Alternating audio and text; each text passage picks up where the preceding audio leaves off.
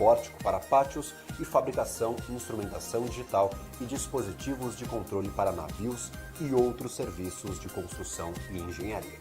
A SHI é especializada na construção de navios de alto valor agregado e para fins especiais, incluindo transportadores de GNL, navios offshore, navios de perfuração de petróleo, navios porta-containers e também ultragrandes e navios tanque árticos. E você, sabia dessa? PNC News. Informação que gera valor.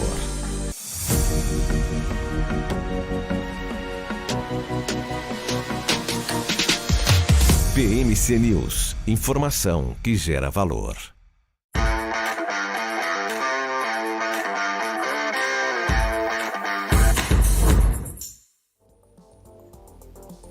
Uma ótima tarde a você que acompanha a programação da BMC News. Estava sentindo falta da atualização em tempo real de mercado financeiro. Estamos no ar com o Closing. Seja muito bem-vindo ao melhor fechamento de mercado da TV brasileira. Vem cá, se aconchega, liga a TV, aumenta o volume, porque estamos chegando com tudo que aconteceu e pode acontecer neste finalzinho de tarde, neste começo de semana, segunda-feira, agitada em termos de noticiário corporativo. Muitas companhias fazendo as suas movimentações, notificando o mercado de algumas aquisições ou até vendas de ativos. Vamos trazer tudo isso ao longo deste nosso noticiário. Afinal, coloque um sorriso no rosto, os mercados estão de bom humor neste começo de semana. Não só o mercado brasileiro que está em alta, mas também nos Estados Unidos, na Europa. Está todo mundo um pouco mais otimista, talvez, do que deveria, segundo algumas avaliações.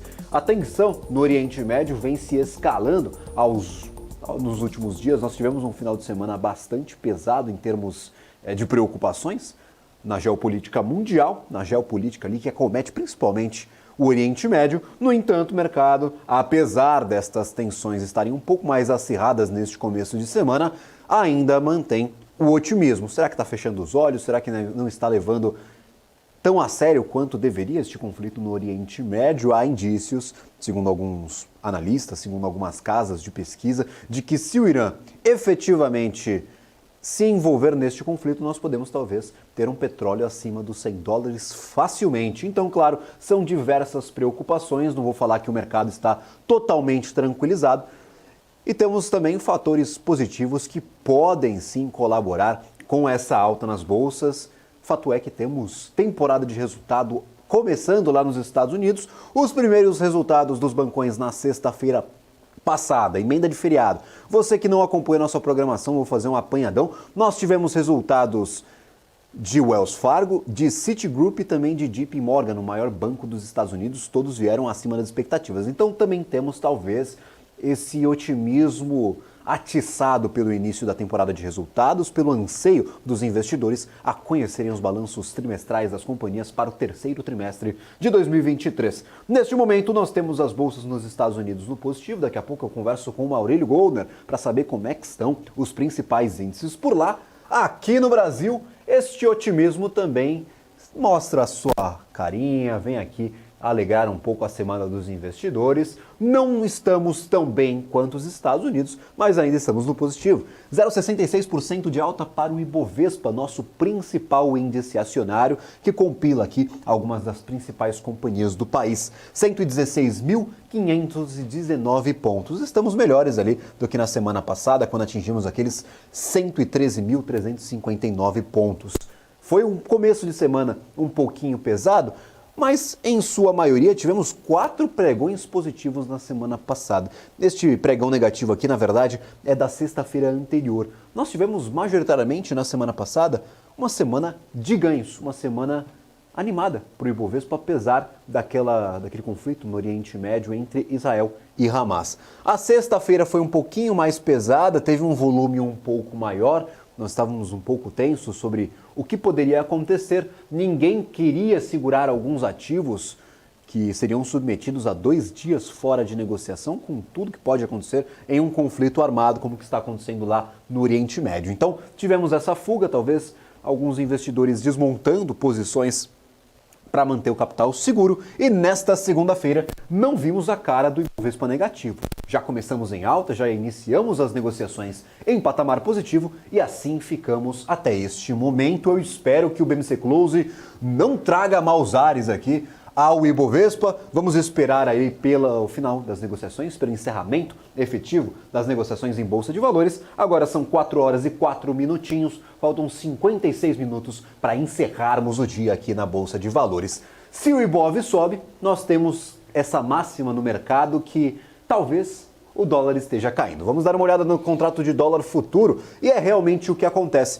0,87% de queda, R$ 5,05. Será que é hora de comprar? Será que é hora de vender dólar? Afinal, pode cair ainda mais? Eu quero as contribuições de você que nos assiste pelo @bmc.news no Twitter e no Instagram. Mande as suas mensagens, as suas perspectivas, o que você está fazendo neste momento. Acha que o dólar vai cair mais? Está vendendo as suas posições ou acha que o dólar deu uma respirada para continuar subindo? Afinal, encostou nos R$ 5,22 na semana passada, patamar bastante elevado para a moeda dos Estados Unidos. Agora, R$ 5,05, estamos naquela média um pouco mais tranquila para o dólar, está longe do início do ano, está longe também das mínimas atingidas em 2023, está basicamente no meio termo, R$ 5,00 de volta a este patamar que assusta parte dos investidores. Vamos aos principais destaques do dia. O que acontece com a Bolsa de Valores? Quais as ações mais valorizadas do dia? Nós temos aqui uma que se destaca dentre todas as outras. Grupo Pão de Açúcar. Grupo Pão de Açúcar sobe 8,96% e já subiu praticamente o dobro, já chegou a subir mais de 16%. Então temos aqui GPA volta aos R$ 3,77, é a ação mais valorizada do Ibovespa. Não da Bolsa de Valores como um todo, mas do nosso principal índice acionário. Embraer vem na cola, vem em seguida com 3,70%. Nós tivemos uma revisão de Citi. Citi viu novas oportunidades na companhia e revisou as suas indicações. Antes indicava neutralidade, nem venda, nem compra. Agora indica compra para o ativo. Daqui a pouco a gente fala um pouco mais sobre os valores e sobre o upside enxergado por Citi, mas nós temos aqui Embraer entre os principais destaques positivos, 3,64%, e as aéreas completam estes 4 ativos com os maiores ganhos. Tanto Gol quanto Azul sobem mais de 3%. Azul quase encostando nos 4, 3,86%, e a Gol já passou dos 4,13% de alta. Do lado contrário, temos a Natura, Eneva e Suzano que sofrem descontos um pouco maiores. Natura perde 2,68%, Eneva com 2,12% e nós temos a Suzano que desde o comecinho do dia está em patamar negativo, inclusive entre os principais destaques já chegou a ser a ação mais descontada do dia. Suzano perde 1,90%. Este é um apanhadão de tudo que está acontecendo no Ibovespa, pelo menos entre os principais destaques. Nós temos muita conversa até o encerramento efetivo deste nosso programa para falar um pouquinho sobre o mercado internacional. Afinal, se o Brasil está no positivo, o que está acontecendo com os Estados Unidos? Eu gostaria de dar uma ótima tarde a Maurílio Goldner. Maurílio, boa tarde a ti. Comecinho de semana já tem que começar animado, né? Passou rápido, né? O fim de semana, Olha né, só, Gabriel? mais rápido do que eu gostaria. Exatamente. Muita gente com essa sensação também nesta segunda-feira. Mas segundou aqui com a gente no Closing. Você vai acompanhar agora o melhor fechamento do mercado da TV. Aqui você tem acesso aos índices, às informações, às análises. Daqui a pouco os nossos comentaristas, nossos entrevistados, tudo para você criar aí na sua cabeça o cenário ideal e tomar a melhor decisão. E aqui a gente também traz as principais notícias. Eu estava olhando aqui, acompanhando o que o Gabriel estava falando, a gente tem notícia hoje de Pão de Açúcar, notícia da Embraer, notícia da Mafrig, da BRF, Americanas, Get Ninjas, então tem um cardápio extenso aqui de informações e de notícias importantes para a gente acompanhar aqui ao longo do programa. Eu convido você a nos acompanhar até às 6 da tarde. Importante, o fechamento do mercado é às 5, mas a gente fica até às 6 da tarde. E como o Gabriel pediu, os índices de Nova York, eu trago aqui para vocês então. Nesse momento, as 3 bolsas de valores americanas operando em alta, viu? E bem parecidos os números, Dow Jones com alta de 1,02%, S&P 500 com alta de 1,16% e a Nasdaq com uma alta um pouquinho maior de 1,33% reflexo justamente de um pouquinho da queda do petróleo hoje também, que foi registrada, e também essa questão dos juros. Temos ainda a declaração do Fed, que inclusive o presidente do Fed, lá da Filadélfia, o Patrick Harker, que é uma das pessoas que vota nas decisões sobre as taxas de juros deste ano, ele voltou a dizer que o Fed pode manter a sua taxa de referência estável desde que não haja uma mudança brusca nos dados econômicos. Segundo ele, essas taxas de juros mais altas estão tornando as coisas mais desafiadoras para os compradores de casas, aumentando os custos dos empréstimos e limitando os estoques, o que também está levando a preços mais altos dessas casas. Ao mesmo tempo, ele disse que assina embaixo na mensagem de juros mais altos por mais tempo. Ele ainda cita que se a inflação reacelerar, não hesitaria em apoiar novos aumentos de juros. E ainda que não espera recessão nos Estados Unidos e nem demissões em massa. Então, o que isso indica ao mercado? Indica que as cartas estão na mesa, que as informações estão claras. E isso fizeram com que os investidores tivessem mais tranquilidade, mais segurança para fazer os aportes financeiros hoje.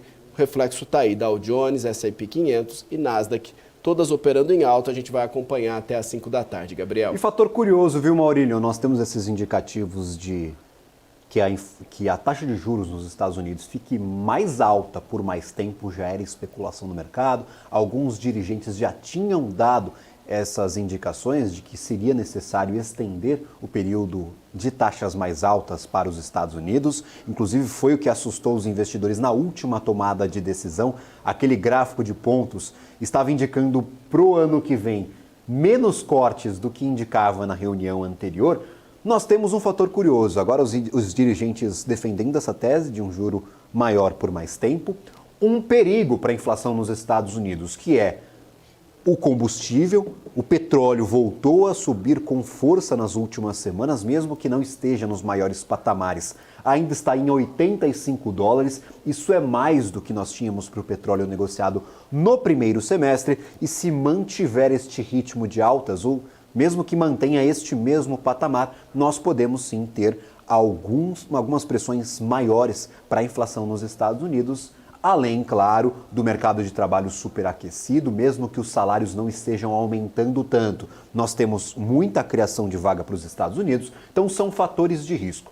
E o que isso causa? Nós temos, talvez, a animação do mercado com o começo de semana, com a clareza da comunicação destes dirigentes do Fed. Enquanto as bolsas sobem, quem sobe também é o juro norte-americano. T10, neste momento, ganhando valor, ganhando rentabilidade e atinge 4,71%. Na semana passada, no finalzinho da semana, nós tínhamos uma média de 4,63%, 4,65% de rentabilidade negociada pro título de 10 anos na semana passada. Claro, teve dias piores, dias melhores, mas nós encerramos a semana com essas cotações. Agora, a T10, o título de dívida mais apreciado, que indica um receio maior em emprestar dinheiro para os Estados Unidos, 4,71%, enquanto todos os índices estão no positivo. Então, é uma cena que nós não vimos algumas semanas atrás. Quando o título de 10 anos estava apreciado, estava estressado, as bolsas estavam na contramão. Quando o título desestressava, nós tínhamos as bolsas no positivo. Hoje temos ambos no positivo. Tanto os títulos de dívida, e não só de 10 anos, nós temos outras treasuries negociadas também com apreciação nas suas rentabilidades, e todas as bolsas nos Estados Unidos no positivo. Para commodities, já que eu mencionei o poder do petróleo, nós temos hoje um cenário um pouco mais tranquilo, um pouco mais fraco para a commodity energética, apesar dessa escalada das tensões no Oriente Médio. Petróleo Brent, 1,2% de queda, 1,20% de queda. É uma queda interessante porque o petróleo volta para baixo dos $90. $89,80. Daqui a pouco a gente traz o fechamento aí da negociação da commodity. Estou falando sobre contratos futuros. Petróleo WTI, 1,13% de queda, $85,37. Então nós temos um início de semana com descontos para o petróleo, porque na sexta-feira passada nós tivemos um petróleo muito apreciado. Na quinta-feira tivemos as indicações de que Israel sim entraria por terra no território palestino, na faixa de Gaza. Nós tivemos países reagindo a essa possibilidade e pedindo para que Israel não fizesse essa incursão. Então nós tivemos uma escalada, uma tensão um pouco maior na quinta-feira. Isso refletiu diretamente na sexta na cotação do petróleo. O petróleo subiu bastante e hoje nós sofremos alguns descontos. 1,20 para o petróleo Brent e o petróleo WTI 1,13%, mais ainda em patamares elevados comparados, claro, ao começo do ano. Então temos algumas cartas na mesa. O investidor que quer se proteger ou não quer perder muito dinheiro ou quer ganhar dinheiro nessas situações, tem que trabalhar com essas várias possibilidades, viu, Maurílio? Exatamente. São muitas informações, é petróleo para cima, é título de dívida, o que vai acontecer com a política monetária nos Estados Unidos, o que vai acontecer com Israel, afinal, seu dinheiro está exposto a esses conflitos, sim, são muito importantes para os seus investimentos, são muitas informações, né, Maurílio? O nosso trabalho é tentar organizar tudo isso aí de forma lógica aí para quem está nos acompanhando. Exatamente, Gabriel. E tem agora uma informação do Fundo Monetário Internacional que emitiu um alerta à região da América Latina e do Caribe, destacando exatamente a necessidade de equilíbrio na redução das taxas de juros devido a crescentes riscos, tensões geopolíticas, instabilidade nos mercados financeiros e pressões inflacionárias, tanto domésticas quanto externas, estão entre os desafios mencionados. O FMI projeta uma desaceleração no crescimento da América Latina em 2023, após uma forte recuperação em 2022. O fundo também observa que o Brasil, apesar das medidas restritivas para conter a inflação, deve continuar com uma taxa de expansão um pouco mais robusta. Agora são 4h15. A gente pode fazer mais um giro aqui, Gabriel, com notícias das empresas. Ou a gente pode passar para algum giro aí no monitor. O que eu vou falar acha? Um pouquinho aqui sobre o nosso monitor de calor, mas, Boa. Maurílio, eu quero destacar a importância dessas preocupações. Sim. Nós temos aqui na América Latina, em países ligados ali à região do Caribe, não só aquela região ali da América Central também, mas aqui no Brasil é uma preocupação importante. O quanto o nosso juro deve cair nestes cenários?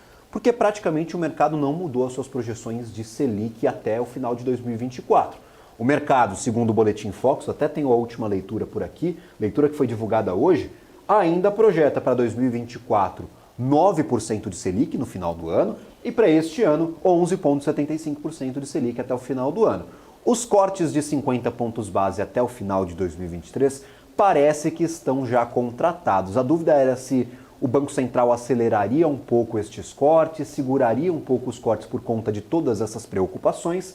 Para este ano, creio que nada vai mudar, que a gente realmente termine o ano com 11,75, um ponto percentual a menos aí do que nós temos no dia de hoje. No entanto, para 2024, há algumas questões, algumas preocupações. E aí a gente vai conversar com os especialistas, com os economistas, para entender se este cenário de 9% de Selic é um cenário otimista ou se estes piores cenários que se realizem nos Estados Unidos, na Europa, até no Oriente Médio, podem afetar essa leitura de que a Selic termine o ano em 9%. Por quê? Nós estamos com um ritmo de queda. Este ritmo, ele se isola para o Brasil e para outros países aqui na nossa região. Por quê? Porque os Estados Unidos estão conversando sobre novos aumentos, talvez de 25 pontos base, a Europa ainda não parou de aumentar juros e o Japão está pleiteando abandonar a política monetária ultra frouxa, de juros negativos que nós já conversamos por aqui. Então, se o Brasil está cortando juros e os outros países estão subindo, nós perdemos talvez a atratividade no mercado internacional de renda fixa. O pessoal não vai querer comprar título de juros aqui no Brasil, título de dívida aqui no Brasil, se os Estados Unidos, a Europa, o Japão tiverem rentabilidades melhores. Claro, nós temos uma margem muito grande para cortar, nós temos muita gordura para queimar nessa taxa Selic que hoje está sendo praticada no Brasil. Mas são diversas preocupações. Quando a gente olha para a política monetária nos Estados Unidos, quando a gente olha para o nosso cenário fiscal em 2024, que é totalmente incerto, a meta é zerar o déficit, mas muitos economistas indicam que a gente pode não conseguir atingir essa meta. Nós temos um cenário na Europa que ainda é bem perigoso, inclusive com alguns países já em processo recessivo de recessão, então tudo pode mudar. Para este ano, duvido que alguma coisa mude e a gente conversa com os especialistas para entender. Mas agora, para 2024, são algumas dúvidas que eu tenho e que o mercado também tem. Então são preocupações que nós temos por aqui, inclusive o FMI talvez alertando para este ritmo de corte de juros aqui na nossa região, no nosso continente. Vamos ao mercado. O que está acontecendo neste momento? Nós temos aqui alguns setores que eu acho interessante nós destacarmos. Vamos agrupar aqui por setores. O que está acontecendo no mercado? Praticamente todo mundo ganha valor. É uma segunda-feira mais otimista. Alguns pontos aqui que se destacam. Enquanto o GPA sobe quase 10%, o Carrefour cai 1,01%. É do mesmo setor, é do mesmo segmento. Temos notícias relacionadas a GPA, isso que impulsiona o papel, mas nós temos Carrefour perdendo novamente valor. No mês se recupera um pouquinho, mas o ano ainda é muito ruim para Carrefour. Ainda no consumo não cíclico, nós temos a Natura. Natura sofre descontos, 2,68, apesar de outras empresas deste mesmo segmento não estarem sofrendo com estes descontos. Para consumo cíclico, que aqui nós temos, claro, alguns fatores interessantes. Temos aqui, por exemplo, a Magazine Luiza, que perde 1,65%, enquanto a Loja Renner sobe 2,29%. Loja Renner, um papel super interessante que nós destacamos no BMC Stock, pode estar talvez ali desenhando um movimento gráfico de preços interessante.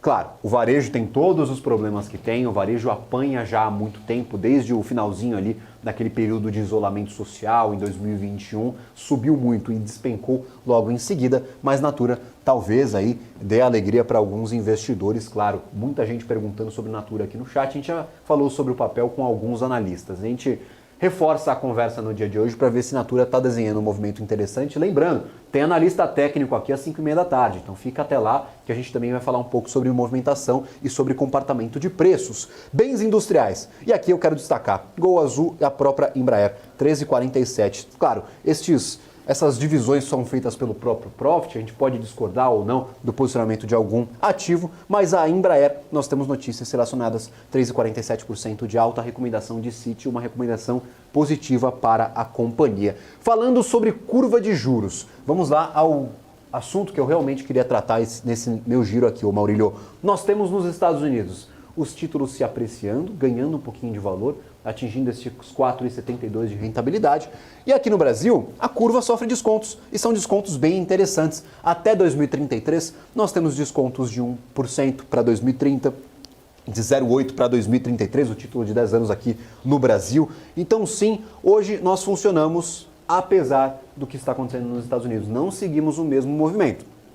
Então também dá uma ajudada aqui na nossa Bolsa de Valores, essa curva um pouco mais tranquila, um pouco mais frouxa, com descontos aqui de 1%, 1,14%, até 1% aqui também para títulos um pouquinho mais curtos de 2026 e aqui para os títulos bem mais curtos, 2023 e 2024, pouca movimentação como já é esperado. Então, juros no Brasil sofrem descontos agora, viu, Maurílio? Apesar dos Estados Unidos estarem no positivo.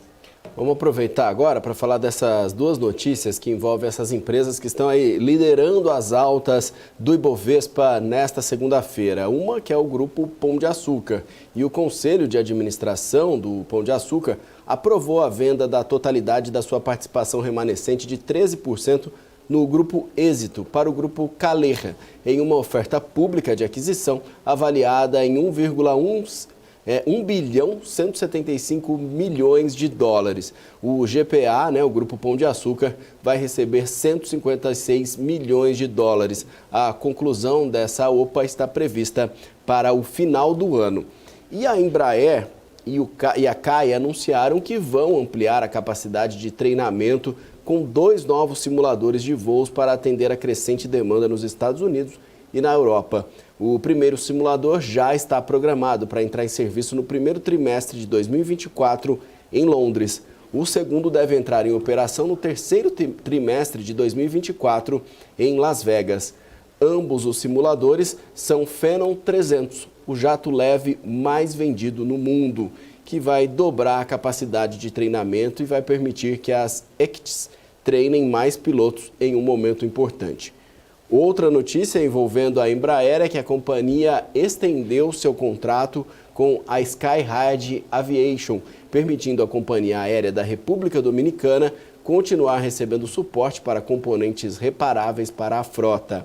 A Skyhide Aviation é a primeira operadora de E-Jets no Caribe e essa extensão visa manter padrões de segurança operacional elevados e reduzir os tempos de resposta na manutenção da frota. Agora a gente vai mudar um pouquinho de setor. A Marfrig vem aumentando a participação na BRF. O grupo informou que possui agora 45% do capital da dona das marcas Sadia e Perdigão. Antes dessa última investida, a Marfrig já havia desembolsado mais de R$ 1 bilhão para ampliar a posição na BRF. E assim como nos comunicados anteriores, o grupo de Marcos Molina diz que o objetivo não é alterar a atual composição de controle da BRF. No mercado, a especulação é de que o avanço acabe gerando uma fusão entre as empresas. Mas na atual situação, os analistas dizem que o casamento pode não fazer muito sentido, já que a situação da Marfrig atualmente parece ser bem mais cômoda. Tem como a gente ver agora, né, Gabriel, como que ficaram os papéis, tanto da Marfrig como da BRF, nesse casamento aí da vaca com o frango, né, que muita gente diz que é a mistura das duas proteínas que são comercializadas. Você tem esses números aí pra gente, para ver como essa notícia repercutiu no mercado? Eu só não tenho o número da Mega Sena, Maurílio, mas de resto a gente tem tudo aqui no Profit da Nelógica. JBS hoje 1,42%, a Marfrig sobe 1,31%. Enquanto uma sobe, a outra desce. Nós temos a BRF, neste momento, sofrendo alguns descontos, 0,18%, mas perdia muito mais no meio da tarde, tá? Eu fiz a atualização, nós tínhamos a BRF perdendo ali um pouco mais de 1%, até 1,5%. Nós tivemos aí o ativo que chegou a encostar nos R$ 10,51 e agora R$ 10,83. Então, sim, nós temos a BRF descontada, mas já esteve pior.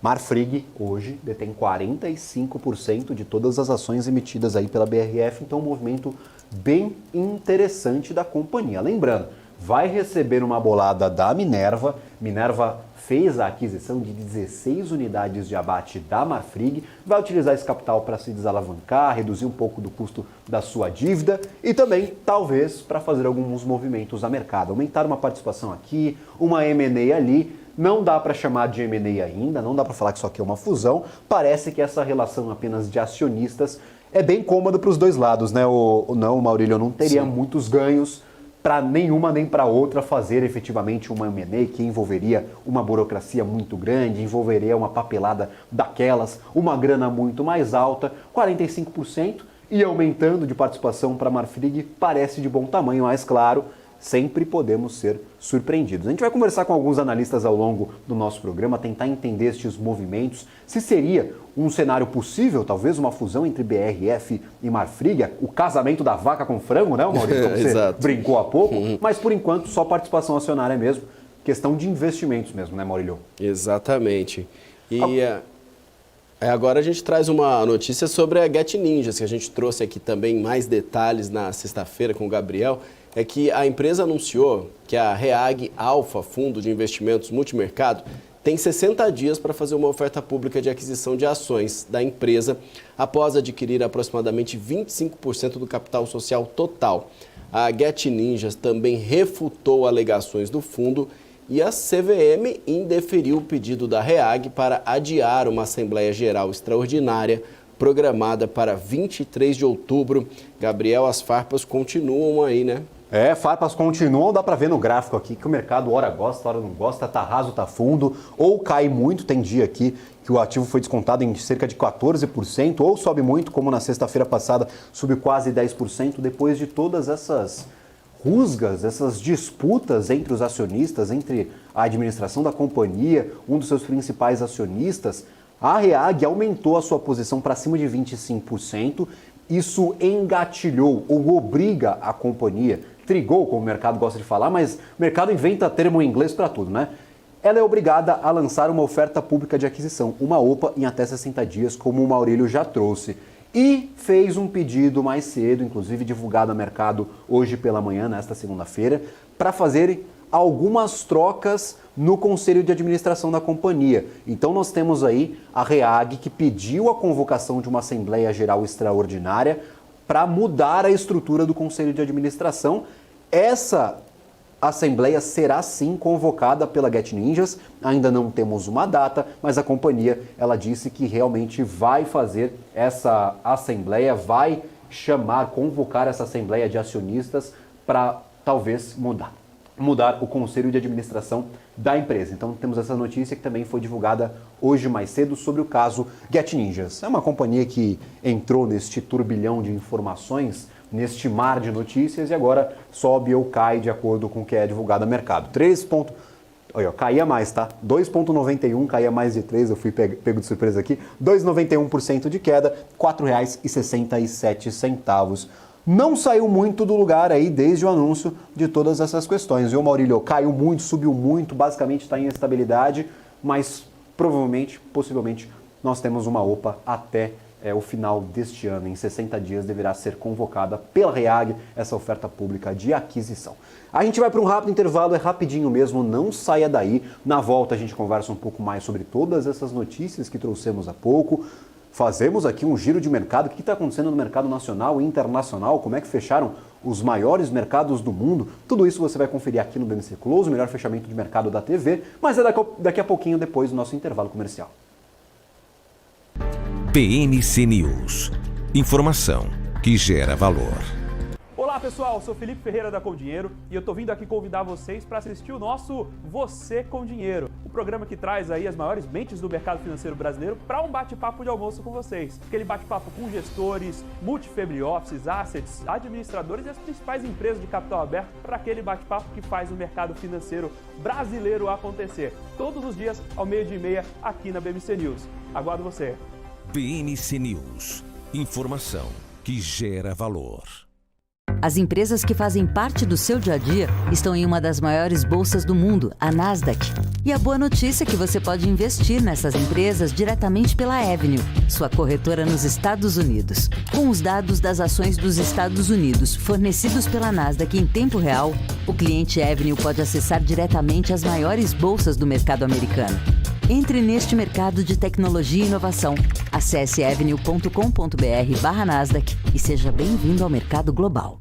Conheça a Brasil Paralelo, o único streaming que oferece uma experiência completa, que começa antes de cada filme com a sinopse em vídeo e continua depois que os filmes acabam com as análises e podcasts sobre o que acabou de assistir. Somos o grupo de comunicação que produziu Brasil, a Última Cruzada, a série de história que mudou a forma do brasileiro olhar para o seu passado. Junte-se às mais de 600 mil famílias que assinam a BP. Entre no site brasilparalelo.com e faça sua assinatura.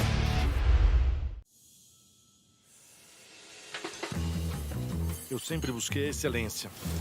Para mim, dar o máximo é o mínimo. Poder contar com quem me entende. Tá aí uma coisa essencial para o meu sucesso. Aqui a gente encara seus desafios como se fossem nossos. A excelência do BTG está em cada detalhe que faz sentido para você. Sua trajetória merece essa experiência. BTG Pactual. Dê um BTG na sua vida. BMC News. Informação que gera valor.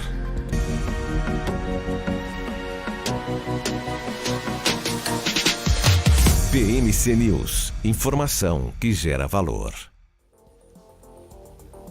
Estamos de volta ao BMC Closing, só explicando alguns detalhes daquela notícia que nós demos sobre Grupo Pão de Açúcar. O que está fazendo o ativo subir tanto?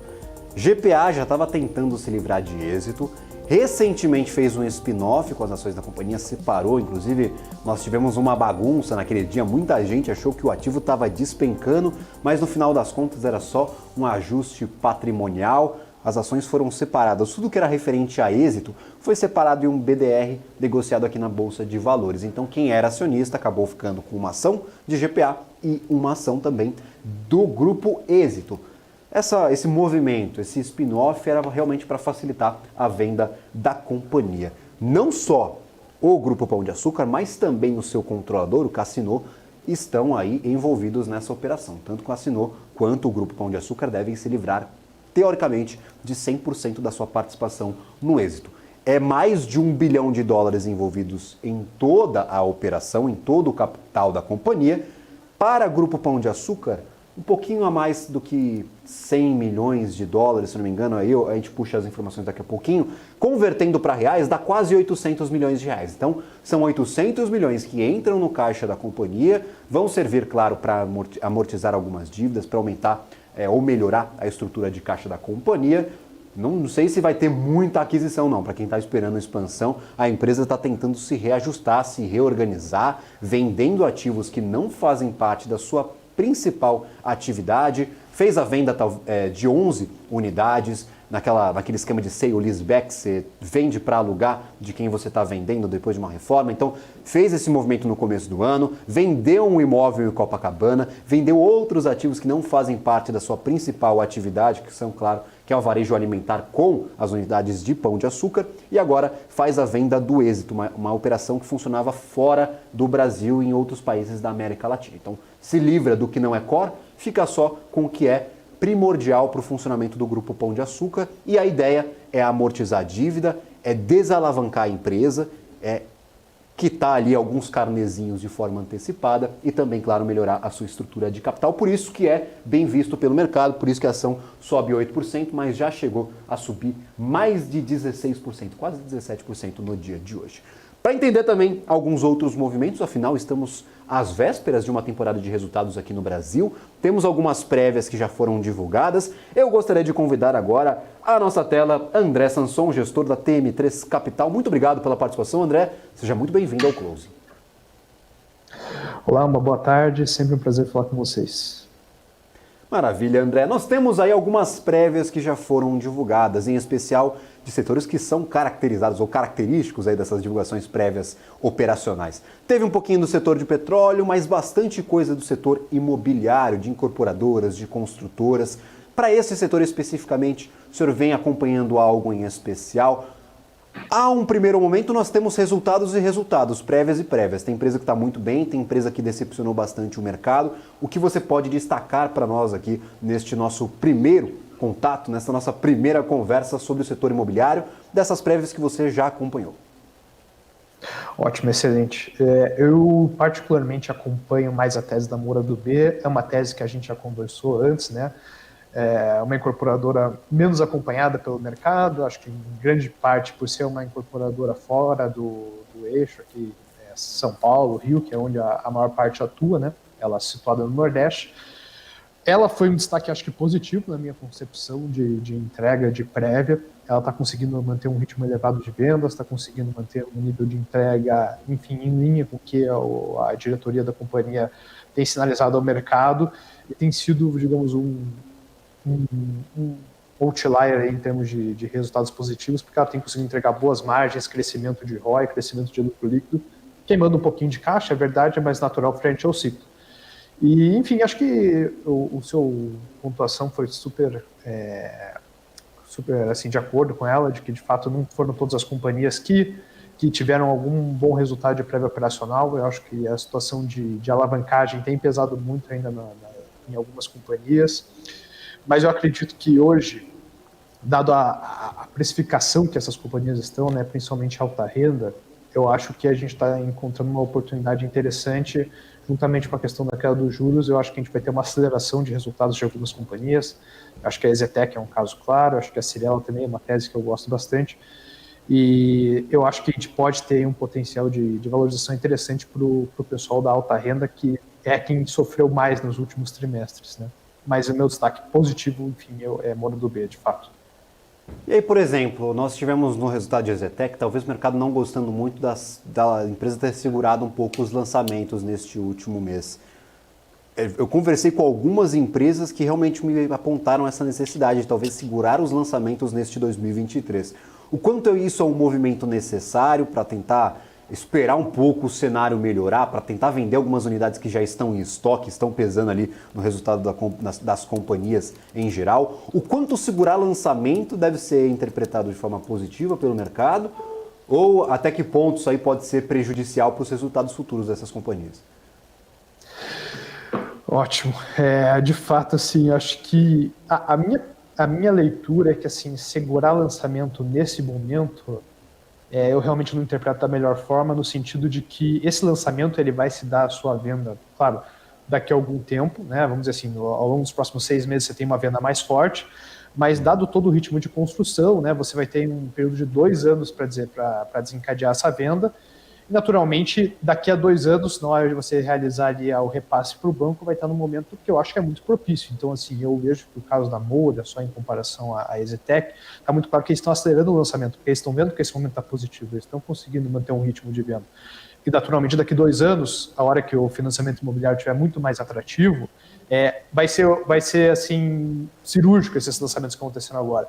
O momento de segurar o lançamento, de fato, estava há 2 anos atrás, né? Que agora é o momento que você está com mais dificuldade, o financiamento imobiliário está mais caro, mas ainda assim algumas companhias estão conseguindo manter um nível de vendas. Então, assim, eu concordo com o mercado nesse sentido que, de fato, segurar lançamento, não sei se, nossa, realmente deveria ser uma interpretação muito positiva, porque é um sinal de que, de fato, a companhia talvez está receosa com a questão de venda, receosa com a questão da sua entrega, mas a EZTEC, enfim, teve uma questão de mudança de gestão, acho que é sempre importante contar, né?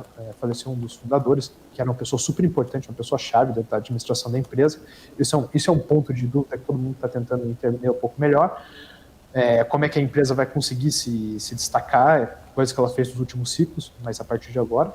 Mas, naturalmente, a EZTEC sempre foi assim, uma empresa bem pé no chão, então eu acho que faz sentido, eu acho que eu não, vamos dizer assim, não penalizaria muito também a EZTEC, porque eles normalmente sempre tomaram decisões corretas no sentido de segurar ou acelerar o lançamento. Assim, eles têm uma boa capacidade nesse sentido. Então, se eles entenderam que não era o momento, particularmente acredito que eles não estavam vendo a vazão necessária para lançar o projeto, e provavelmente daqui 3, 6 meses eles podem mudar de opinião e naturalmente o mercado vai assimilar isso e a gente vai ter daí resultados melhores.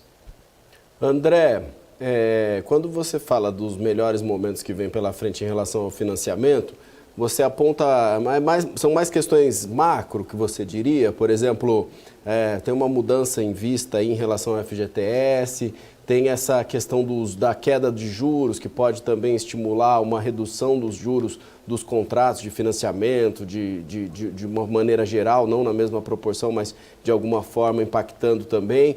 Tem a ver com Minha Casa Minha Vida. Que fatores que você apontaria aí como um melhor momento para financiamento num prazo aí de 1 ou 2 anos? Ótimo, legal. Eu acho que é sempre importante ressaltar assim, a diferença da alta e da baixa renda, né, nessa questão do financiamento. Então, você citou muito bem, tem uma questão do FGTS. Então, assim, a baixa renda, ela se financia, todos os seus empréstimos, todo o seu financiamento imobiliário do Minha Casa Minha Vida é feito com funding do FGTS. Então, a gente conhece, tem aquela taxa que normalmente é fixa, que tem uma discussão de quanto que tem que ser essa remuneração.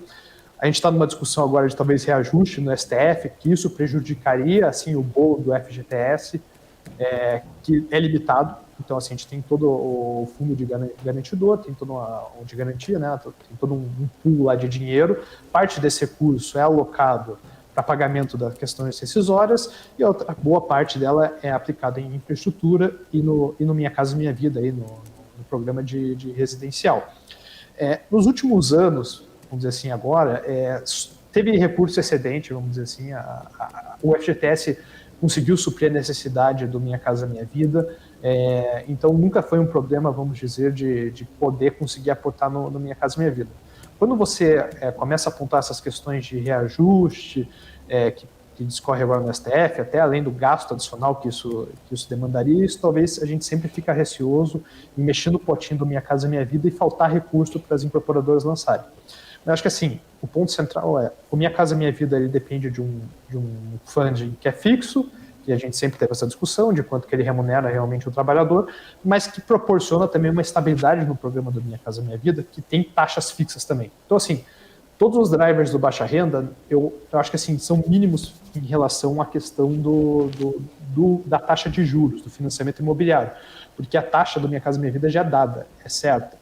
Mas, claro, toda vez eles mexem no programa, tentam melhorar, então eles fizeram uma questão de alteração agora, quando eles voltaram do Casa Verde e Amarela para Minha Casa Minha Vida. Isso beneficiou o programa um pouquinho mais, abre um pouco mais da questão da affordability, né, da capacidade das pessoas de adquirirem. Mas o ponto central é que Minha Casa Minha Vida, de fato, eu acho que o driver principal é uma retomada da economia, uma questão de renda, que daí isso ajuda muito mais na aquisição, sem contar alguns planos específicos de lançamento que a gente teve aí em São Paulo, que a Plano em Plano, por exemplo, teve um destaque maior, enfim. Mas são companhias que eu acho que estão bem sólidas e a baixa renda já estava com um momento muito bom aí nos últimos 2 anos, porque, de fato, essa questão do aumento da taxa de juros não impactou no financiamento imobiliário para baixa renda. A alta renda que eu destaco tanto, que eu acho que é uma questão macro, que você comentou, que esse é o meu ponto central, é que daí o funding da alta renda é via poupança, né? E a gente conhece a regra da poupança, ela é uma derivada da Selic, dependendo de qual que é a taxa da Selic. Então, assim, quando a gente teve esse aumento considerável da Selic, a gente teve naturalmente o aumento do funding, né, do custo da poupança, e um aumento do custo do financiamento imobiliário.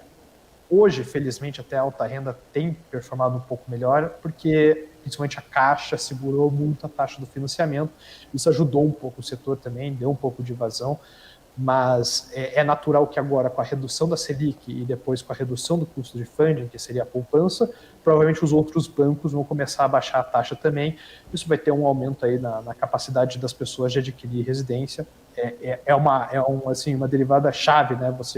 A taxa de juros determina quanto que você tem que pagar, e quanto que você tem que pagar é uma derivada de quanto que você tem de renda, né? Então, naturalmente, quando você diminui essa parcela, e justamente diminui por causa da questão dos juros, você vai ter aí um impacto positivo na questão de demanda do alta renda. Então, sim, resumo da história é o macro. Eu vejo essa redução da Selic que vai impactar no financiamento imobiliário de alta renda, médio e alto padrão, né? Aquelas unidades que fogem do Minha Casa Minha Vida. Mas de forma assim, correlata também, eu acho que o baixa renda também é um ótimo setor, tá mais resiliente, e naturalmente eu acho que mesmo se a taxa de juros então não ceder tanto, vai continuar performando super bem. Tendo aquele cavalo de pau, viu? Eu quero trocar agora completamente de Perfeito. assunto, porque é um dos destaques que eu gostaria de fazer aqui no nosso Ibovespa. Eu falei um pouco sobre isso no bloco anterior, viu, André? Desde o anúncio daquela aquisição da Minerva com a Marfrig, da aquisição daquelas diversas unidades de abate, inclusive a Marfrig saindo um pouquinho do jogo do abate aqui no Brasil, nós temos 16 unidades, é um valor bem expressivo que será envolvido nesta transação. Nós tivemos o ativo de Minerva, a ação de BIF3, um dos melhores tickers da Bolsa de Valores, que é altamente sugestivo. Mas de BIF3 sendo bastante descontado. Saiu dos R$9, foi para os 8, agora R$7.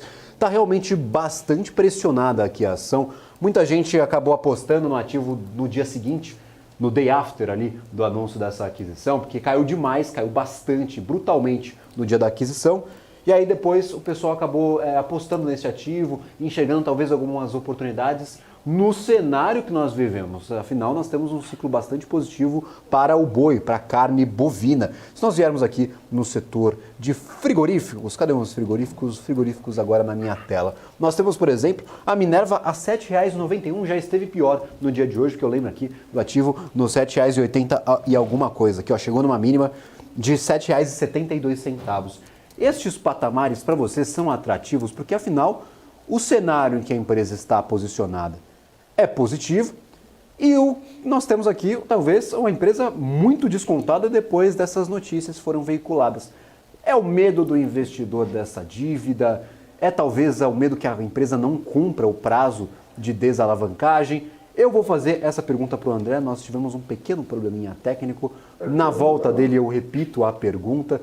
O André está de volta, não sei se escutou a minha pergunta, mas eu falava sobre a Minerva. Está bem descontada, mas nós temos um ciclo do boi positivo. Então é um mercado com medo da dívida, é um mercado com medo da empresa não cumprir aquele período de desalavancagem que ela comentou em algumas lives, em algumas entrevistas. Como é que você avalia este momento de Minerva, apesar do momento positivo, a ação muito descontada? Saiu dos R$10, R$9 para agora R$ 7,70 durante o dia de hoje.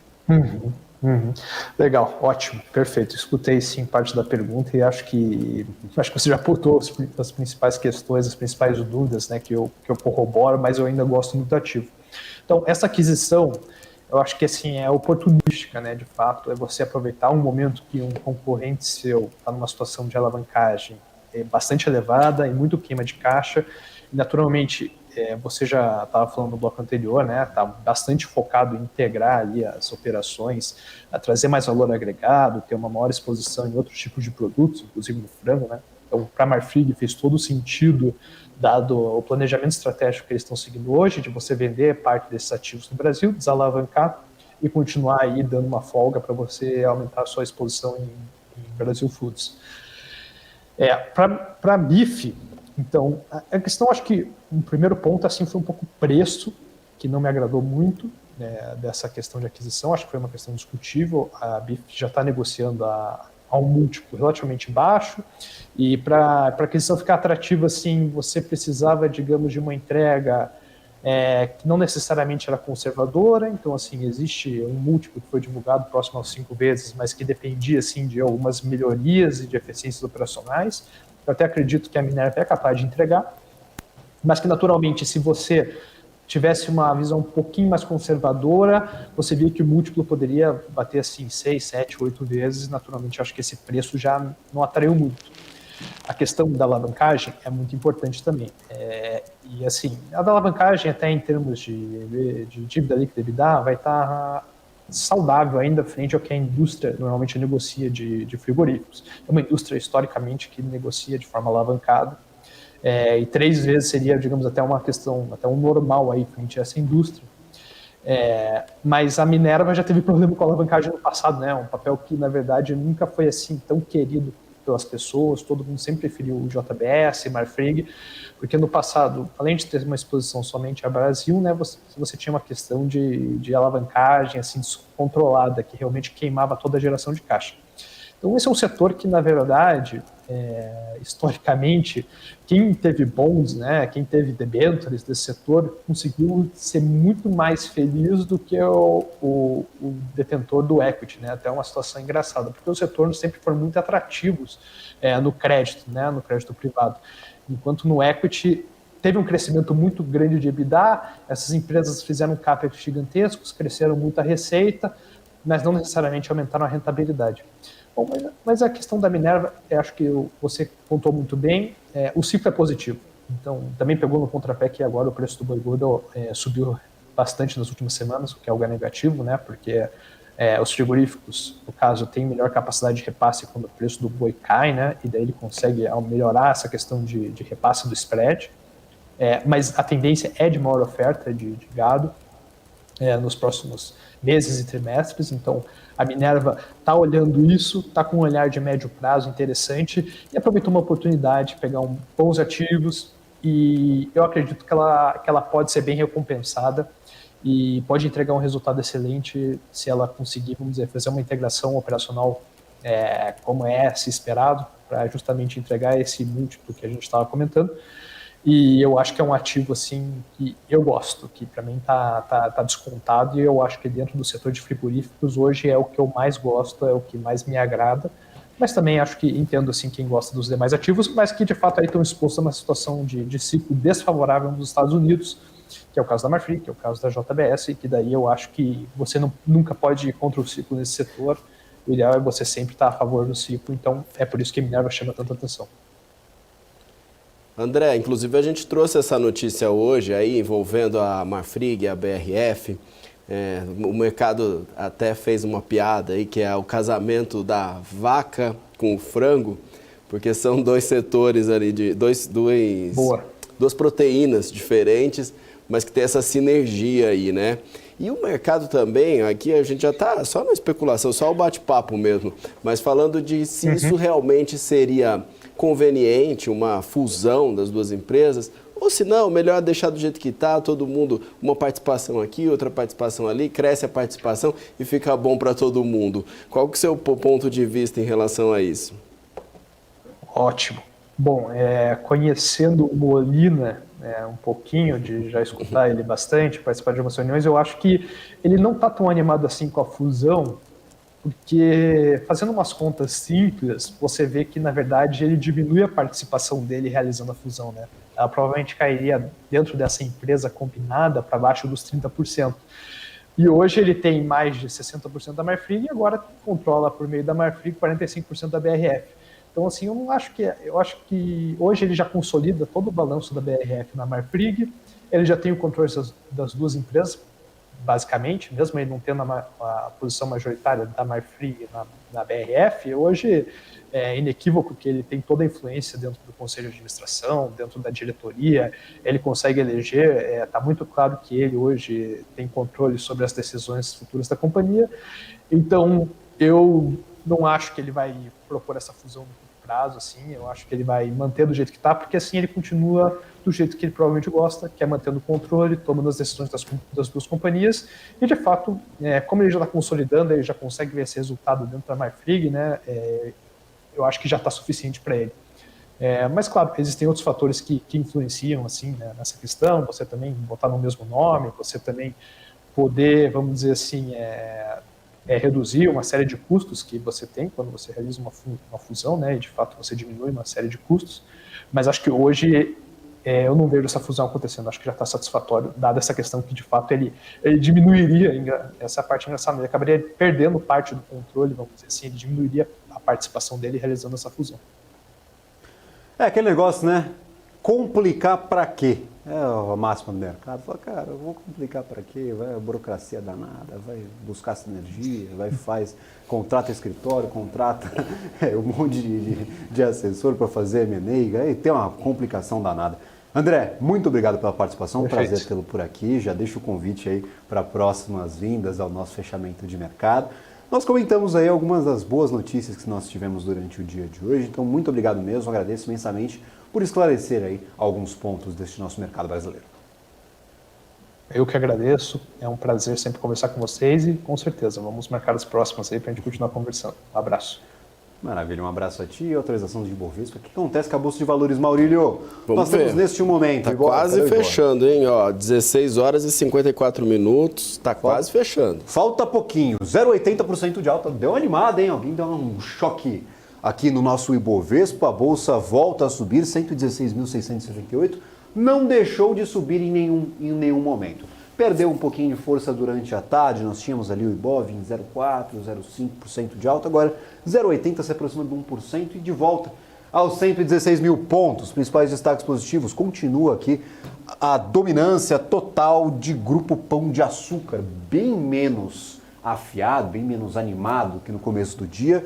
No entanto, 9,54%, 9,5% de alta, sim, é uma alta bem considerável, hein? Bem forte para o Grupo Pão de Açúcar, que passava por maus bocados, viu, Maurílio? No ano, sim, o ativo é descontado em... Opa, eu tô com a JBS aqui aberta, não sei porquê.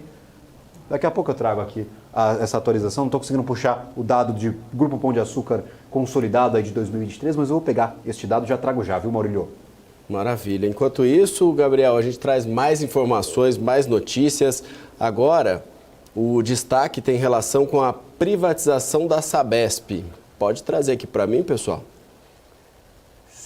Oi? 5 horas, quase 5 minutos agora, faltando. Você fala, Maurílio, e aí eu vou gesticulando minha boca, a gente faz a dublagem brava aqui. Eu acho que essas são as magias da nossa TV. Aí, agora sim. 16 horas e 56 minutos. Eu aproveito então para trazer mais uma notícia aqui. A gente vai ter um intervalo daqui a pouquinho, mais entrevistados e daqui a pouco no final o analista técnico para falar como foi a Bolsa nesta segunda-feira. A notícia de agora tem a ver com a privatização da Sabesp. A primeira etapa do projeto está em andamento pelo governo de São Paulo, né? É inclusive uma das bandeiras aí da gestão Tarcísio de Freitas. Mas 2 fatores, segundo os analistas, podem reduzir o otimismo em quem aposta exatamente nessa desestatização da companhia, nessa privatização da companhia ainda em 2024. Um desses fatores é o calendário apertado e o outro é a votação do orçamento estadual, que precisa ser aprovado até o fim desse ano. Mesmo assim, a XP está otimista com a empresa. A corretora decidiu elevar a recomendação para os papéis para compra, além de estimar um preço-alvo de R$ 80 para as ações da Sabesp, é um valor muito acima do que estava cotado até então. A XP também espera que a Sabesp apresente melhores resultados operacionais, que é muito semelhante ao que aconteceu em outras estatais, como Semig, Copel e a própria Petrobras. Apesar da aposta na privatização, a avaliação da XP é mais conservadora. Pressupõe aí metade, 50% de chance de venda da companhia para a iniciativa privada. Gabriel, conseguiu aí pegar o dado mais completo? Na verdade, nós vamos utilizar o tempo do nosso intervalo comercial para pegar estes dados. Então perfeito, traz aqui para a nossa audiência logo em seguida. A gente vai para um rápido intervalo, não saia daí. Não desligue a sua televisão, BMC Close, o melhor fechamento de mercado da TV brasileira, volta daqui a pouquinho, é bem rapidinho, 1, 2 minutinhos, nem lembro quanto tempo tem, mas é bem rápido, não vai perder essa nossa atualização, porque na volta tem entrevista, a gente vai falar sobre uma das principais polêmicas aí desta segunda-feira, deste mercado de 2023 como todo. Estou falando de Americanas, mas a gente deixa esse papo para depois do intervalo. Não sai daí, é rapidinho, daqui a pouco voltamos com o BMC Close. BMC News. Informação que gera valor.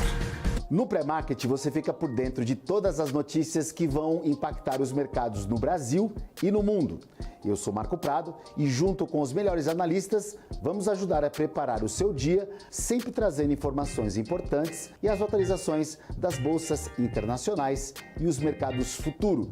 Tudo isso para melhorar o seu investimento. De segunda a sexta-feira, a partir das 8 horas da manhã.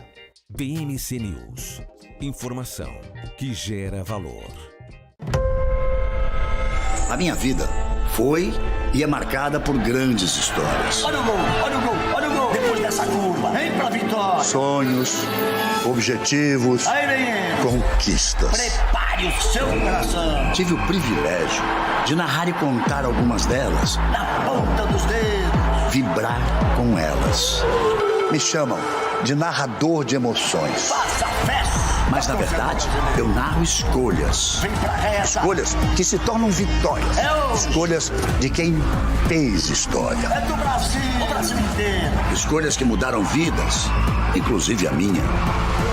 Por isso, eu escolhi a EQI Investimentos.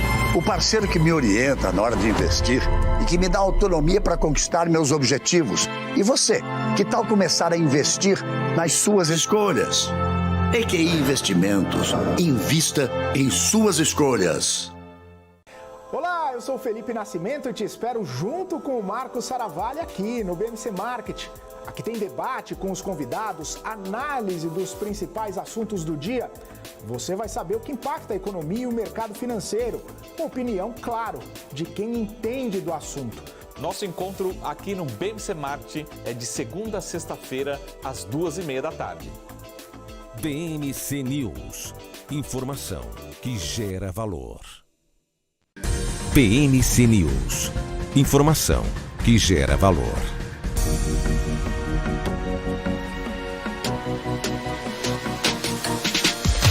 BMC News. Informação que gera valor. 5 em ponto, horário de Brasília. Estamos de volta com o Closing.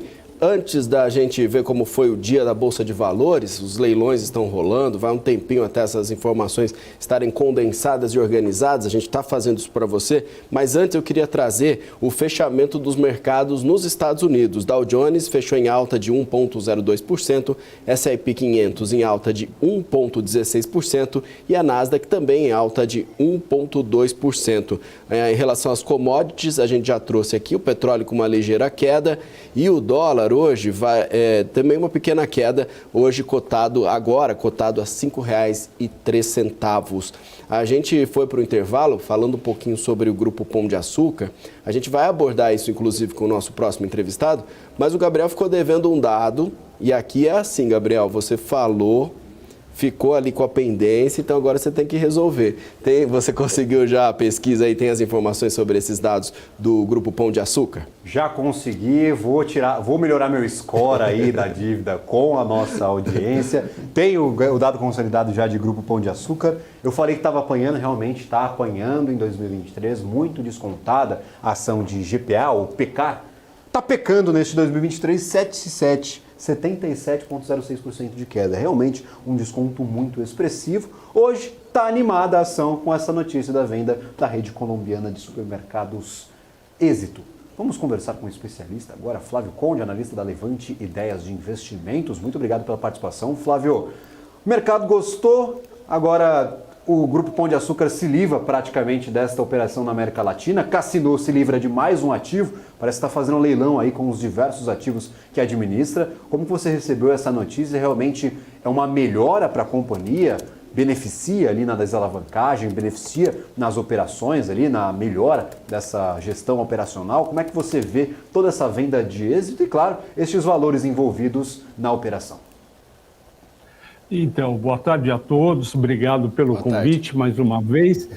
E essa operação de Pão de Açúcar, Cassino e Êxito é parecido com o meu time, o Santos, que está quase para cair e não cai. Foi muito mal no ano, mas não caiu. Então é mais ou menos isso, pelo seguinte: o Pão de Açúcar está com resultados muito fracos, tendo prejuízo. Isso é uma coisa muito ruim e as ações despencaram, na minha opinião, além do que deveria.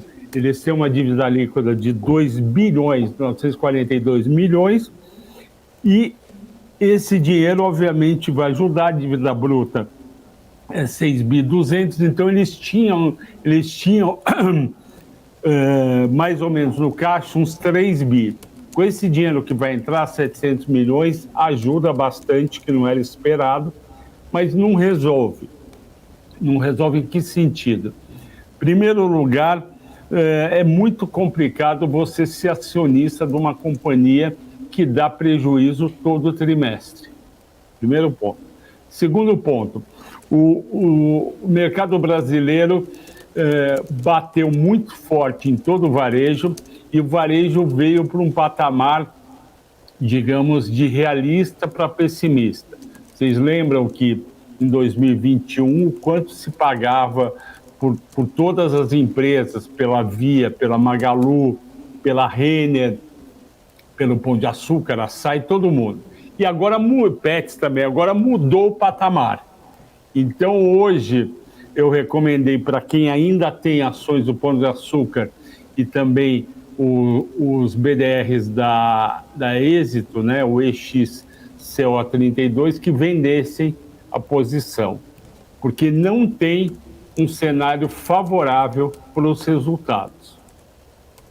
Então, é uma boa notícia, não vai cair para a segunda divisão, mas quem comprou em 2021 está com prejuízo gigante. Isso daí só dá uma melhorazinha.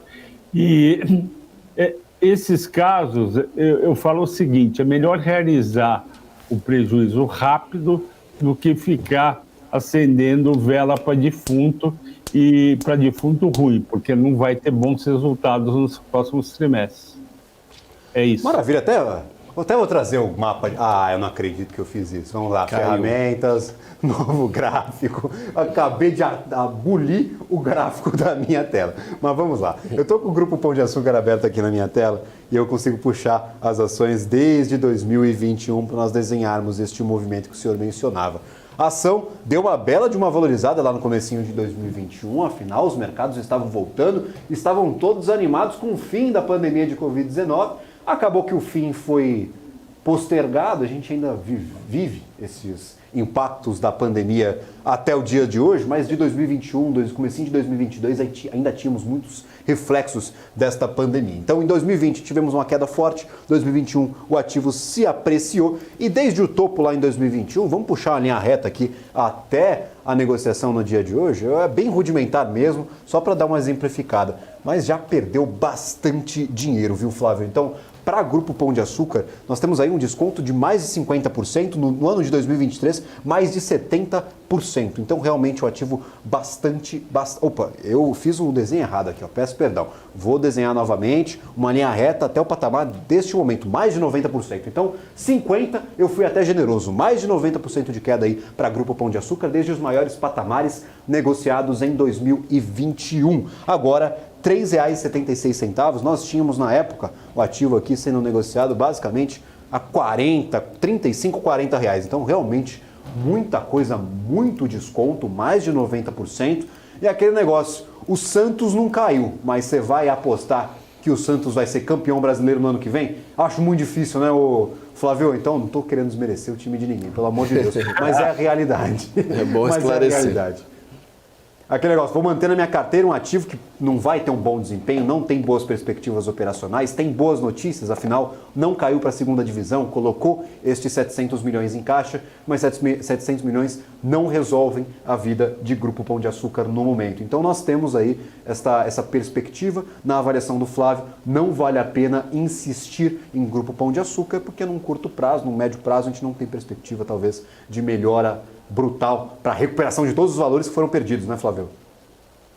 Posso comentar um pouco sobre Sabesp, que vocês acabaram de dar notícia sobre... Fique à vontade, por favor. Eu posso, então, antes, só aproveitar que a gente tem uma nova apuração sobre isso, uma declaração, inclusive, do governador Tarcísio de Freitas. Ele afirmou que vai enviar o projeto de lei para a privatização da companhia amanhã, em regime de urgência, notícia que acaba de sair. E isso levou o papel da companhia também a um crescimento, a uma valorização, já que essa declaração do governador Tarcísio de Freitas era mais ou menos o que o mercado estava esperando. Não sabiam que ia ser para amanhã, mas vai já para a Assembleia Legislativa de São Paulo amanhã, Flávio.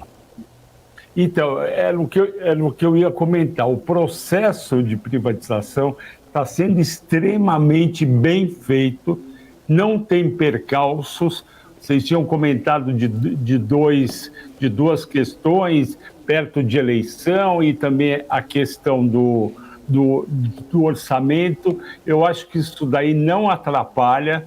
Eu até ia falar antes dessa notícia, eu ia falar, olha, qualquer fraqueza no papel, na minha opinião, é para comprar.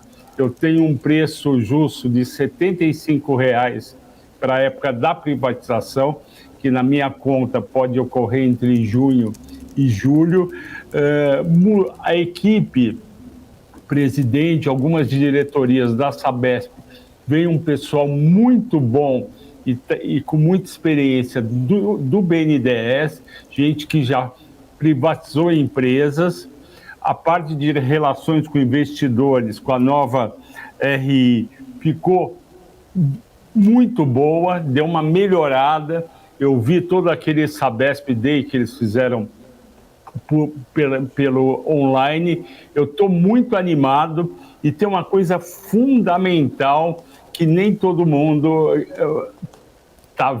viu ainda, né? Principalmente a pessoa física, que normalmente não vai a fundo nos balanços, que é o seguinte: o estado de São Paulo tem 44 milhões de pessoas.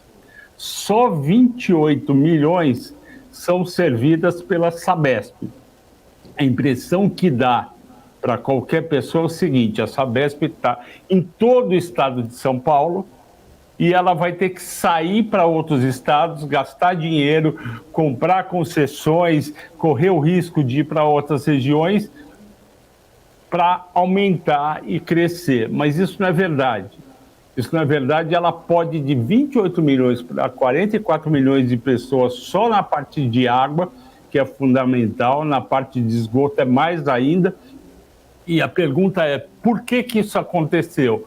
Porque aqui no estado de São Paulo, várias prefeituras montaram a sua Sabesp. E essas prefeituras querem hoje vender essas mini Sabesps para a própria Sabesp. E por que querem vender? Porque vão levantar um dinheiro que o prefeito vai ter para fazer investimentos. Então é um ganha-ganha. Ganha a Sabesp, que aumenta, muitas vezes está pertinho de uma cidade onde ela já fornece água e esgoto, quer dizer, é uma distância pequena, 10, 20, 30 quilômetros para a cidade seguinte, e ela já conhece a região, sabe como fazer. Então, a gente pode esperar da Sabesp não só redução de custo, despesas, risco de dívida menor, permitindo que ela troque dívidas por dívidas mais caras por mais baratas, mas ela tem um potencial de crescimento dentro do estado de São Paulo que só os analistas, como os da XP, do JP Morgan, que estimaram R$100, e como a gente da Levante, fez a lição de casa e descobriu que é uma empresa de alto crescimento e não uma empresa de só redução de custo e despesa.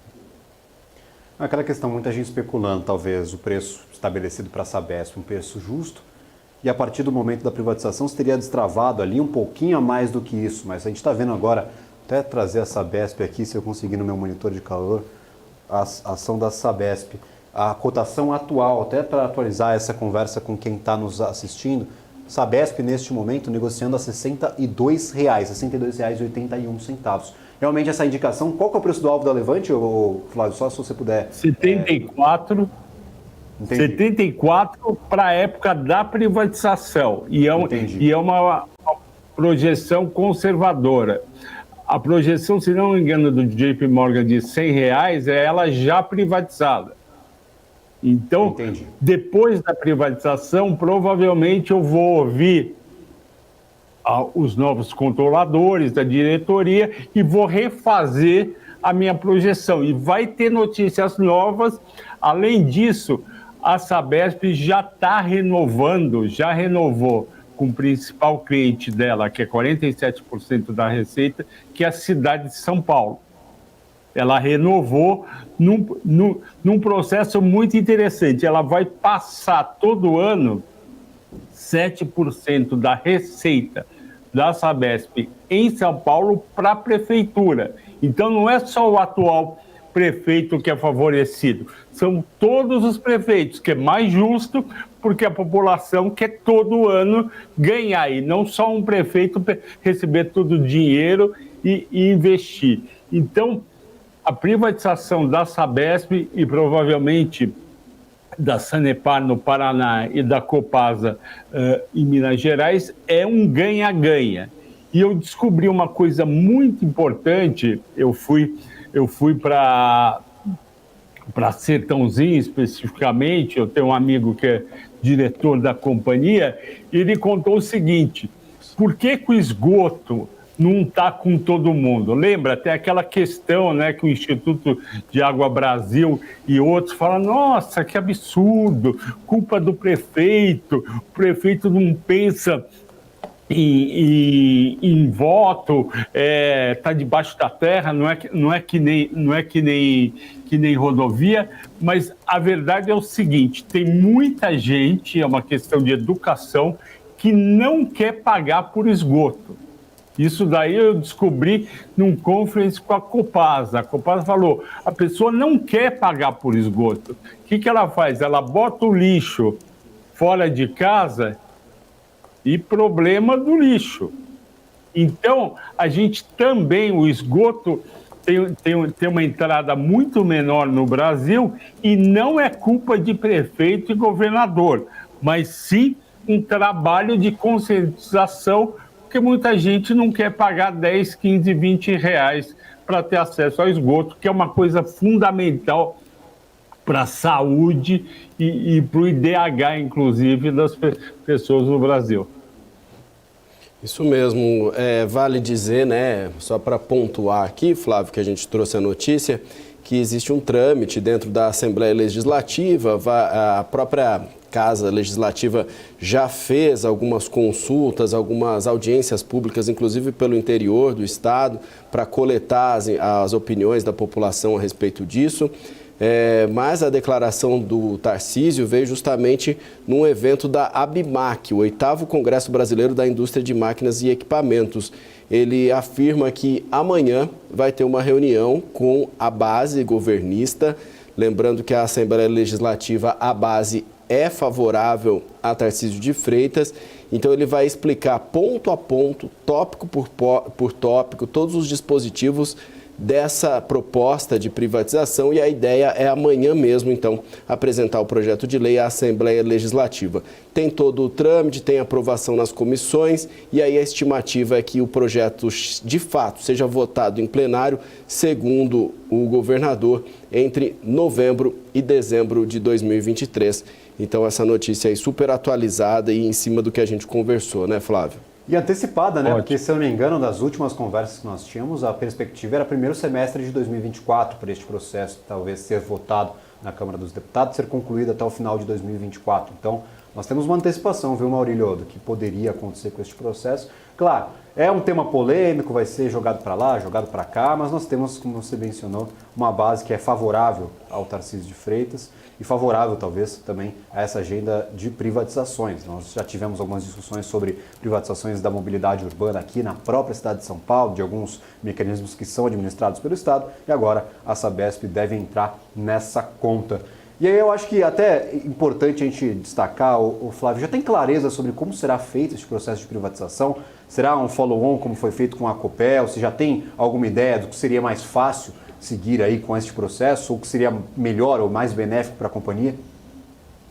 Então, o BNDES foi contratado para estudar e entregar quais são as alternativas e, em conjunto com o governador, com aquela secretária, esqueci o nome dela, que está cuidando da desestatização, e também com a Sabesp, com a diretoria, estudar qual que eles enxergam mais positivamente. Não está batido o martelo se vai ser na linha da Eletrobras, se vai ser na linha da Copel, porque na Copel o governo teve uma redução significativa, e no caso da Eletrobras, para lembrar todo mundo, o governo não vendeu nenhuma ação.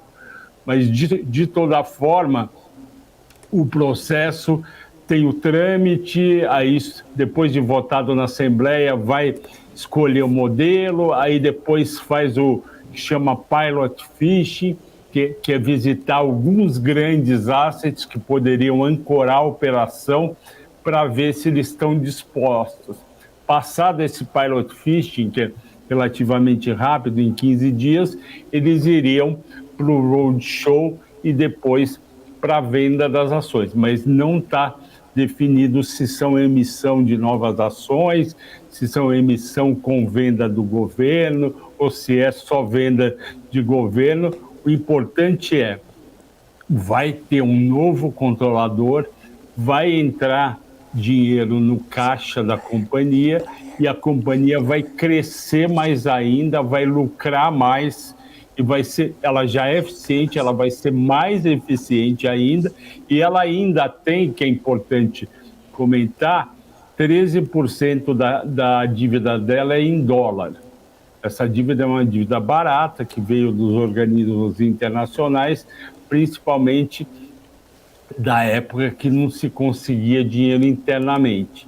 A Sabesp já chegou a ter 90% da dívida em dólar quando não tinha oferta de recursos de longo prazo no Brasil. Isso foi no início da década de 90. Hoje é só 13%, é muito pouco, mas tem a chance do novo controlador falar, não, a minha receita é todinha em reais, eu também vou trocar essa dívida em dólar por dívida em reais.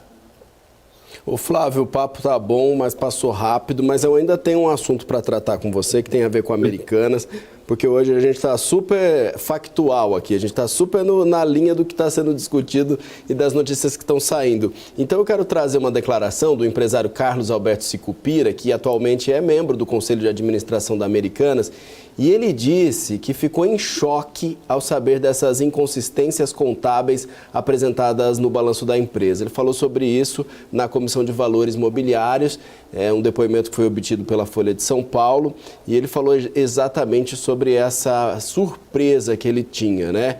Dos 3 sócios ali, ele sempre foi o mais atuante, chegou a ocupar o cargo de presidente do Conselho de Administração e disse que caiu para trás ao comentar sobre o telefone do Sérgio Rial, que então era CEO da Americanas. Ao mesmo tempo, veio essa notícia de que a Americanas perdeu 6 milhões de clientes em 8 meses.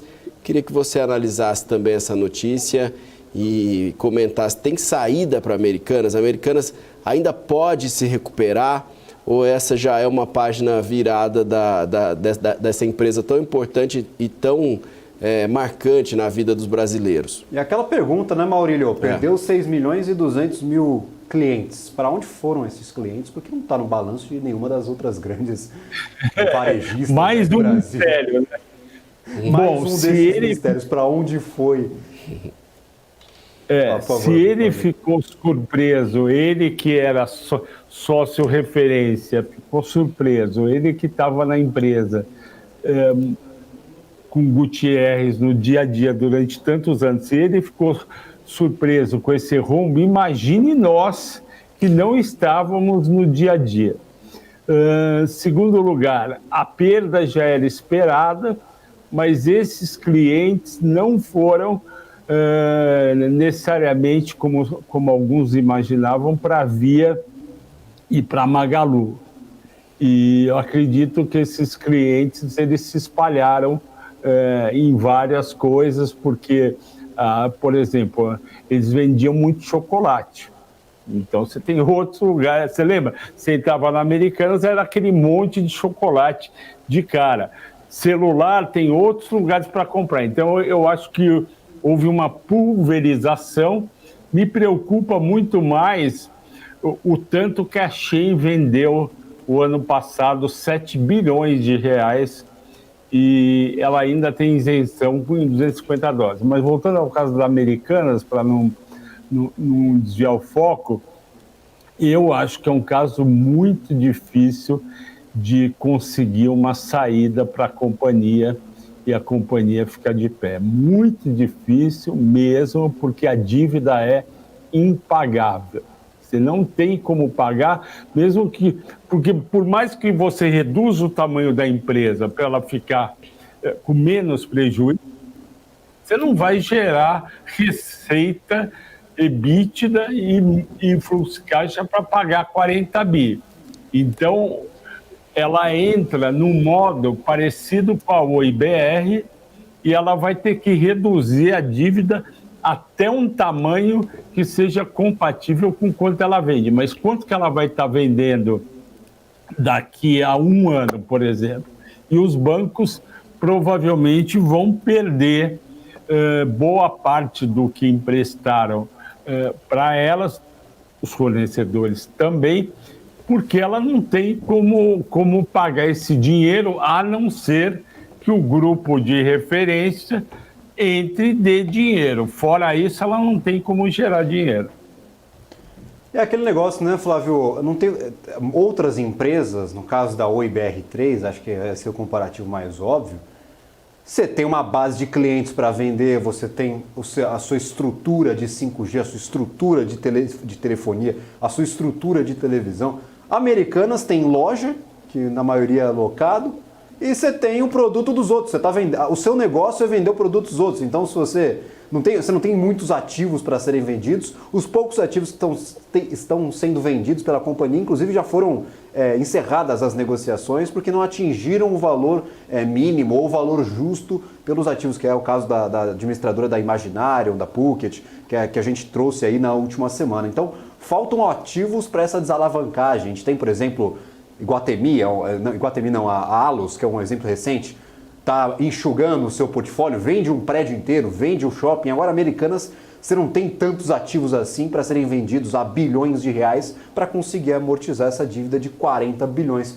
É um caso parecido com o que eu vi agora com a Saraiva. Saraiva fechou todas as lojas, reduziu ao máximo a sua operação. Ah não, nós só vamos vender no digital. Quanto vendeu a Saraiva no segundo trimestre? 190 mil reais para pagar uma dívida de 24 milhões. Isso é receita. Então, você chega num lugar que você não consegue mais tirar receita para pagar essa dívida, né, Flávio? Infelizmente, e uma coisa que as pessoas acham que tem valor e não tem mais é o nome. Há 3 anos atrás, o nome Lojas Americanas era um nome bom. Um nome no mercado, o que você leva 30 anos para construir, você destrói em 3 horas. Porque teve gente que perguntou por que a Magalu não compra Lojas Americanas? Ué, porque não dá dinheiro a Lojas Americanas, senão eles teriam dado dinheiro. Então, infelizmente, prova que o Barsi está certo de novo. O varejo no Brasil é muito difícil, muitos quebram ao longo das décadas e a gente tem essa situação que eu acho inadmissível para o varejo brasileiro e para os brasileiros, que é não taxar, a compra de produtos em sites, porque quando você compra um produto de R$200 na Shein, você está dando emprego para um chinês e está tirando emprego do teu vizinho, do teu primo, da tua prima, porque você não está comprando o que eles fazem aqui. Então, a gente tem mais isso. Antes a gente só tinha taxa de juros para se preocupar, emprego e renda. Agora a gente tem essa importação, que é um absurdo. Flávio, nós já estouramos em muito tempo combinado, lhe peço mil desculpas, o papo está ótimo, e por isso que a gente acabou estendendo um pouquinho essa nossa conversa. Eu que agradeço, desculpa aí não ter puxado o Sabesp, porque eu acho que não estava no script, mas eu quis fez muito bem. Aproveitar a temperatura da notícia. Maravilha. Flávio Conde, muito obrigado pela participação. Seja sempre muito bem-vindo aqui na nossa programação. Obrigado vocês. Até a próxima. Valeu. Maurílio, já deu uma assentada no mercado financeiro. Vamos ao fechamento da nossa Bolsa de Valores. O que aconteceu no Ibov? Eu fechei tudo, fiz uma lambança, mas já está tudo de volta aqui. Os dados estão quentíssimos aqui para o close, em nosso fechamento de mercado. 0,67. A gente estava animado, eu dei poucos minutos ali antes dos ativos entrarem efetivamente em leilão. A gente estava com 0,8% de alta, mas não seguramos estes patamares, 0,6%, 0,67%, vai quase 0,7% de alta, 116.533 pontos. A média de 200 simples lá no 111, então estamos um pouquinho acima deste patamar. Para o dólar futuro, 1% de queda. Moeda norte-americana, pelo menos em contratos futuros, bem desvalorizada, 5,04%, R$5,04, R$5,04. Tá caro, tá barato, quer interações, eu lembro aí para todos que estão nos acompanhando. Tá no chat do YouTube? Usa o chat do YouTube. Tá nos acompanhando pelo portal de notícias? Manda no portal de notícias. Tá na TV? Manda nas nossas redes sociais, nós estamos atentos a todo momento no @bmc.news, lá no Instagram e no Twitter. R$5,04. Principais destaques positivos do dia. Grupo Pão de Açúcar subiu, devolveu metade do movimento, fechou com 8,67% de alta. Bastante positivo, mas para quem subiu 17%, estes 8,67% já não são tão atrativos. Se você que está me assistindo comprou quando o ativo estava subindo 17%, já está tomando prejuízo. Olha só, são as magias do mercado financeiro, tudo é questão de tempo e o tempo é relativo aqui para a Bolsa de Valores. Se você comprou aos 17% de alta, quando atingiu lá os seus R$4,06, o senhor encerrou o dia com prejuízo, mesmo com a ação subindo 8,67%. Gol e Azul, ambas do setor de aéreas e turismo aqui no mercado brasileiro, 6,55% de alta para Gol e sobe bastante no mês, 13% de alta neste mês de outubro, Azul 4,55%. Do outro lado, Natura, Suzano e Eneva, essa ordem ela mudou conforme o dia foi passando, mas sempre os mesmos ativos entre os principais destaques negativos. A gente vai para um rápido intervalo, não saia daí, o BMC Closing já volta, nós temos muito mais coisa para discutir por aqui e análise técnica chegando na programação da BMC News. É bem rapidinho, não sai daí, um rápido intervalo comercial e já estamos de volta com o fechamento de mercado. BMC News. Informação que gera valor. O que impacta a economia e o mercado global. Aqui no BMC News você acompanha em tempo real a abertura do mercado e todas as movimentações do mundo dos investimentos. Notícias acompanhadas de opiniões de grandes especialistas para ajudar você na melhor tomada de decisão na hora de investir. Eu, Paula Moraes, estarei com você de segunda a sexta, às 9h30 da manhã, no BMC News. BMC News. Informação que gera valor. As empresas que fazem parte do seu dia a dia estão em uma das maiores bolsas do mundo, a Nasdaq. E a boa notícia é que você pode investir nessas empresas diretamente pela Avenue, sua corretora nos Estados Unidos. Com os dados das ações dos Estados Unidos fornecidos pela Nasdaq em tempo real, o cliente Avenue pode acessar diretamente as maiores bolsas do mercado americano. Entre neste mercado de tecnologia e inovação. Acesse avenue.com.br/Nasdaq e seja bem-vindo ao mercado global. O que acontece no mercado financeiro no Brasil e no mundo está na BMC News. São 24 horas de programação para ajudar o investidor na melhor tomada de decisão. Independência e jornalismo sério. Não estamos plugados em nenhuma instituição financeira. Isso nos dá liberdade de levar a informação sem nenhum viés, sem conflitos de interesse.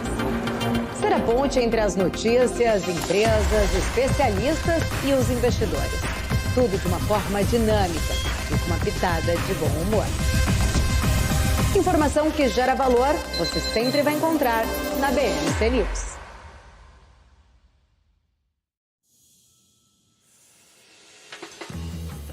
Eu sempre busquei a excelência.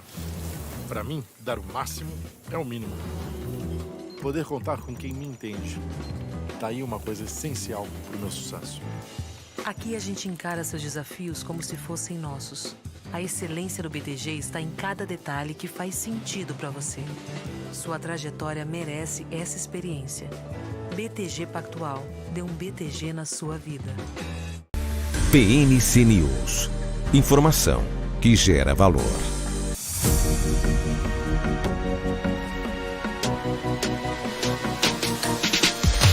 PNC News. Informação que gera valor. 17 horas e 33 minutos, horário de Brasília. Estamos de volta com o closing e o fechamento do mercado aqui na BMC News nesta segunda-feira. O presidente Lula telefonou hoje para o presidente da Venezuela, Nicolás Maduro, para conversar sobre as eleições previstas para o próximo ano no país vizinho. Lula pediu informações sobre a negociação entre o governo e a oposição da Venezuela. O brasileiro também repercutiu as tratativas em curso entre Caracas e Washington sobre as sanções ao governo de Maduro. A notícia do dia também foi justamente essa internacionalmente, de um possível acordo entre Biden e Maduro. Segundo o Washington Post, nesse acordo, os Estados Unidos aliviariam as sanções à indústria petrolífera da Venezuela, que, por sua vez, permitiria uma eleição monitorada internacionalmente no ano que vem. Esse alívio das sanções seria anunciado justamente após a assinatura do acordo, segundo o jornal americano. Agora, voltando ao Brasil, Lula e Maduro também discutiram medidas para facilitar o comércio na fronteira entre os dois países. Segundo o Planalto, o presidente da Venezuela indicou que vai encaminhar nos próximos dias uma sugestão para o tratamento das cargas brasileiras retidas na fronteira. Os dois presidentes concordaram em acelerar a negociação de um acordo de cooperação e facilitação de investimentos, segundo informou a assessoria do governo brasileiro. Agora, 17 horas e 34 minutos, eu volto com você, Gabriel. Maravilha, senhor Maurílio Goldner. Nós temos aqui os principais destaques. Você falava do campo positivo, vamos ao campo negativo. Natura 2,75%, Suzano 2,03% e Eneva 1,94%. E a curva de juros, vocês me perguntam. Nos Estados Unidos, até trazer a cotação da T10, nós tínhamos uma leve apreciação para os títulos de 10 anos. Neste momento, nós temos aqui basicamente os mesmos patamares, 4,70%, um pouquinho acima da última sexta-feira. E para o Brasil, descontos, viu? Descontos na curva curta, na ponta mais curtinha aqui, ó, dos DIs para 2023, 2024. E também aqui esta concentração dos descontos nos DIs mais longos, de 2029 para baixo. Aqui para 2033, 0,84% de queda. Para 2032, 0,77%. Aqui o principal destaque, 2029 caindo 1,05%. Não tivemos mudanças nas perspectivas do mercado. Até chamei a atenção para isso na última atualização, lá no comecinho do nosso programa. Segundo o Boletim Focus de hoje, o único item revisado pelo mercado foi o IPCA para 2023, revisado para baixo, 4,75%, a expectativa anterior era de 4,86%, basicamente aí 10 pontos base de queda aí para a expectativa de inflação ao final deste ano, ainda acima da meta estipulada pelo Banco Central e pelos Ministérios da Fazenda e do Planejamento, pelo CMN. Também foi alterada aí a perspectiva de câmbio para 2024, agora em R$ 5,05. Para este ano, o final de 2023, R$ 5,00 está projetado aí. O câmbio está projetado o dólar ao final do ano. Então tivemos só essas duas mudanças. E lembrando, essas expectativas foram colhidas ao final da semana passada e já tínhamos o conflito no Oriente Médio acontecendo. Já tínhamos os dados de inflação para o Brasil e também para os Estados Unidos. Então parece que o mercado está convicto nessa manutenção da expectativa de Selic em 9% para 2024 e de 11,75% para 2023. Perspectiva de crescimento também não foi alterada nem para 23, para 24 e muito menos para 2025. Então, o mercado fez algumas mudanças pontuais no IPCA deste ano e no câmbio do ano que vem, mas majoritariamente não mudou o cenário para o Brasil, mesmo com o conflito no Oriente Médio e mesmo com alguns dados de inflação nos Estados Unidos um pouquinho acima das estimativas. Então o mercado está convicto, viu, Maurílio? O mercado tem certezas, pelo menos nessas últimas 2 semanas, apesar de todo o burburinho deste conflito lá no Oriente Médio. E a minha certeza é que nossa tela vai ser dividida em 3 pelo Júnior e vai chegar o Rodrigo Rebeck, da Old School Comunidade de Traders, para aquele nosso... como que eu vou dizer, para a nossa análise técnica, né? Para o nosso pousamos e agora vamos avaliar como que foi esse pouso, né, Rodrigo? Bem-vindo, boa tarde para você. Boa tarde, Maurílio. Boa tarde, Gabriel. Satisfação poder falar com vocês aqui na BMC News e também com o pessoal que nos assiste. Pois é, para o nosso bate-papo dessa segunda-feira, eu separei aqui o gráfico do Ibovespa.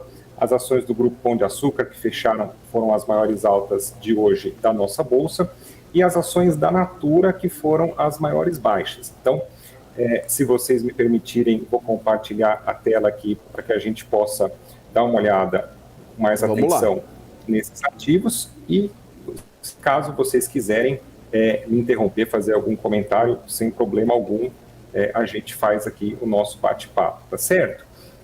Claro, vamos lá.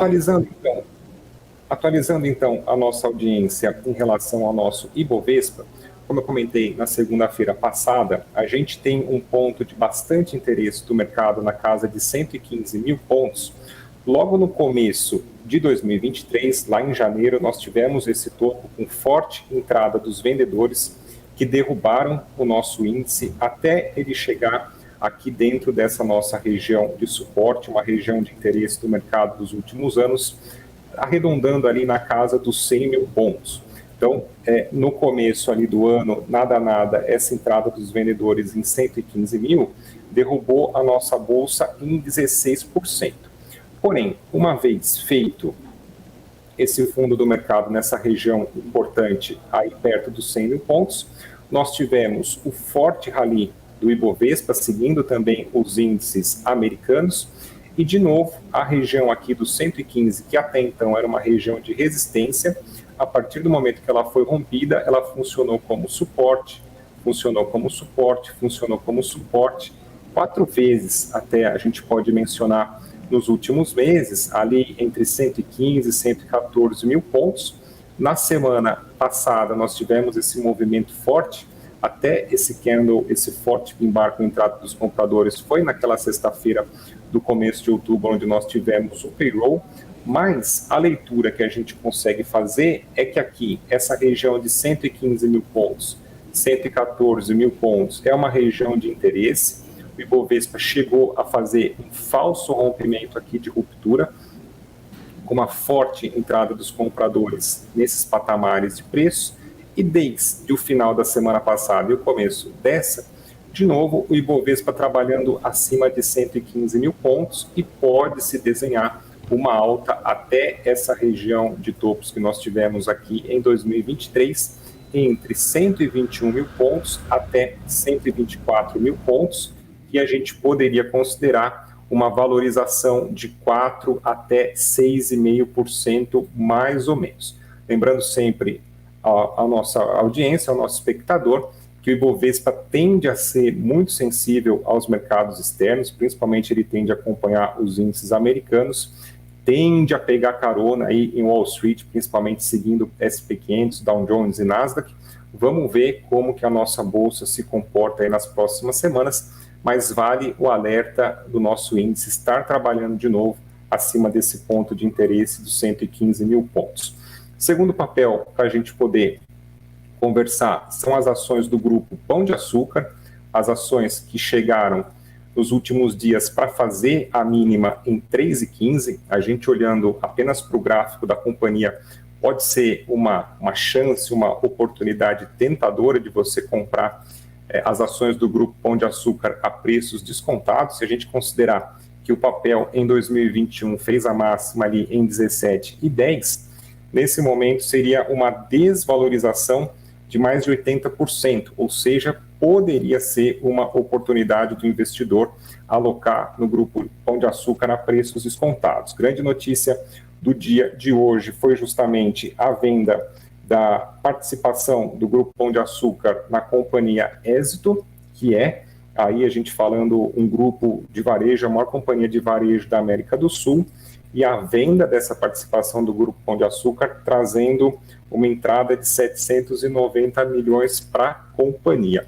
Eu lembro que até antes da pandemia, quando as ações do grupo Pão de Açúcar elas estavam com valuation melhor, eu cheguei a investir no papel, depois acabei saindo quando os números começaram a se deteriorar um pouco, que a gente vai dar uma olhada agora, Para que o investidor, eu sempre comento com os meus alunos, a gente buscar investir numa ação de uma boa companhia. Isso a gente consegue dando uma olhada nos fundamentos, fazendo o valuation quando essa companhia estiver barata, né?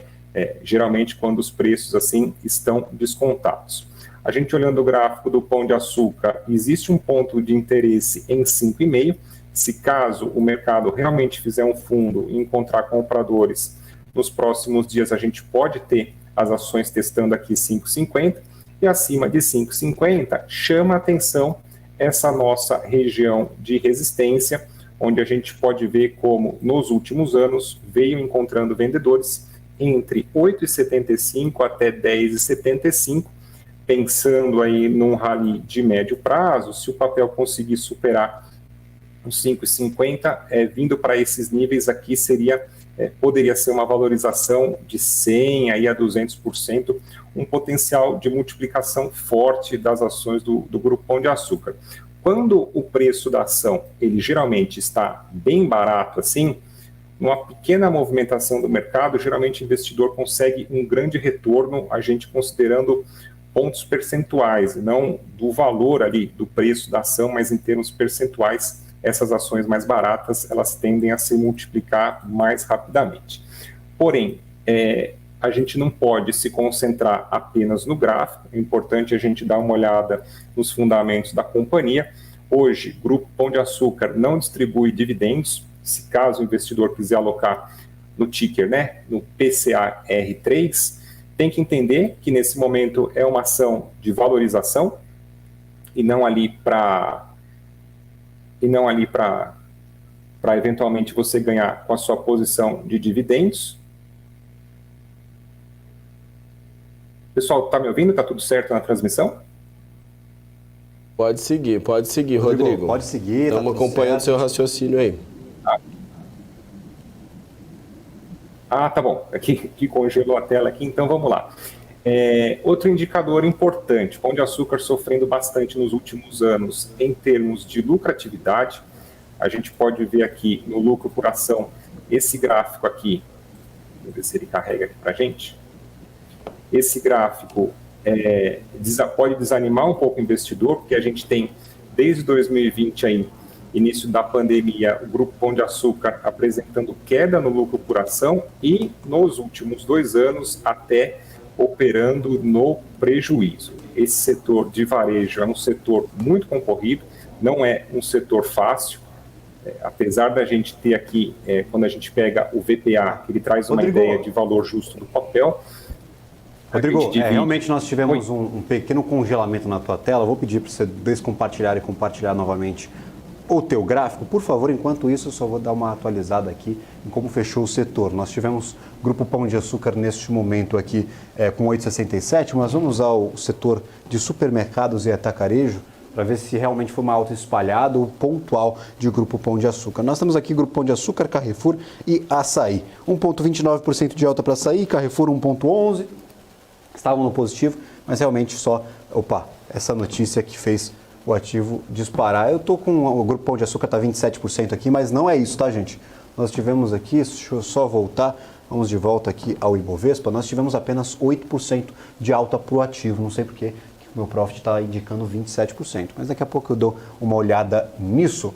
Para outros setores de varejo aqui ligados a consumo, não, varejo de moda não, vamos ao setor de varejo como um todo. Eu quero dar uma olhada um pouco mais ampla em o que está acontecendo com o setor de varejo. Para a Natura, 2,75% de queda, daqui a pouco o Rodrigo dá uma olhada no papel, nessa avaliação aí de o que está acontecendo com a NTCO3, 2,75%, Americanas 2,53%, ainda nos 77 centavos, para baixo de R$1, realmente situação bem complicada, quem comprou no R$1 apostando na recuperação do ativo desde o começo do ano, está com dinheiro parado, isso aí é investimento de longo prazo, casou com ativo talvez, e aí vira aqueles casos de que o ativo não está em nenhum índice, a Americana super endividada, 40 bilhões de reais de dívida, não consegue gerar caixa e tem investidor apostando aí o seu suado dinheirinho nesse tipo de ação, que por enquanto, desde janeiro, fevereiro, nem lembro quando foi divulgada aí essa fraude fiscal em Americanas, mas desde o começo do ano, desde os primeiros 2 meses do ano, não sai do lugar. Então, Americanas, 0,77%, para você que R$ 0,77, que você que apostava nessa tese no começo do ano, está perdendo dinheiro, não efetivamente, mas é o custo de oportunidade, porque tem um monte de ativo subindo e ganhando um pouquinho de dinheiro, pagando de dividendo, então realmente é difícil se posicionar nesse tipo de companhia. Rodrigo, temos o senhor de volta, peço perdão pelos problemas técnicos, vamos de volta aí à tua análise, estava concluindo os pensamentos sobre Grupo Pão de Açúcar. Fica à vontade, por favor. Realmente, Gabriel, a gente, só retomando aqui o raciocínio, o Grupo Pão de Açúcar nos últimos anos sofrendo aqui na questão da lucratividade da companhia, a gente vê o lucro por ação caindo nos últimos anos, até 22 e 23, o LPA o negativo. A gente sabe que o setor de varejo não é um setor fácil, é um setor bastante concorrido, mas o Pão de Açúcar sofrendo um pouco, a gente pode ver aqui também na análise de margem líquida, até eu comentei com vocês alguns anos atrás, eu cheguei a investir no Pão de Açúcar, era uma companhia com valuation melhor, mais estável, mas a gente vê como nos últimos anos o papel vem sofrendo.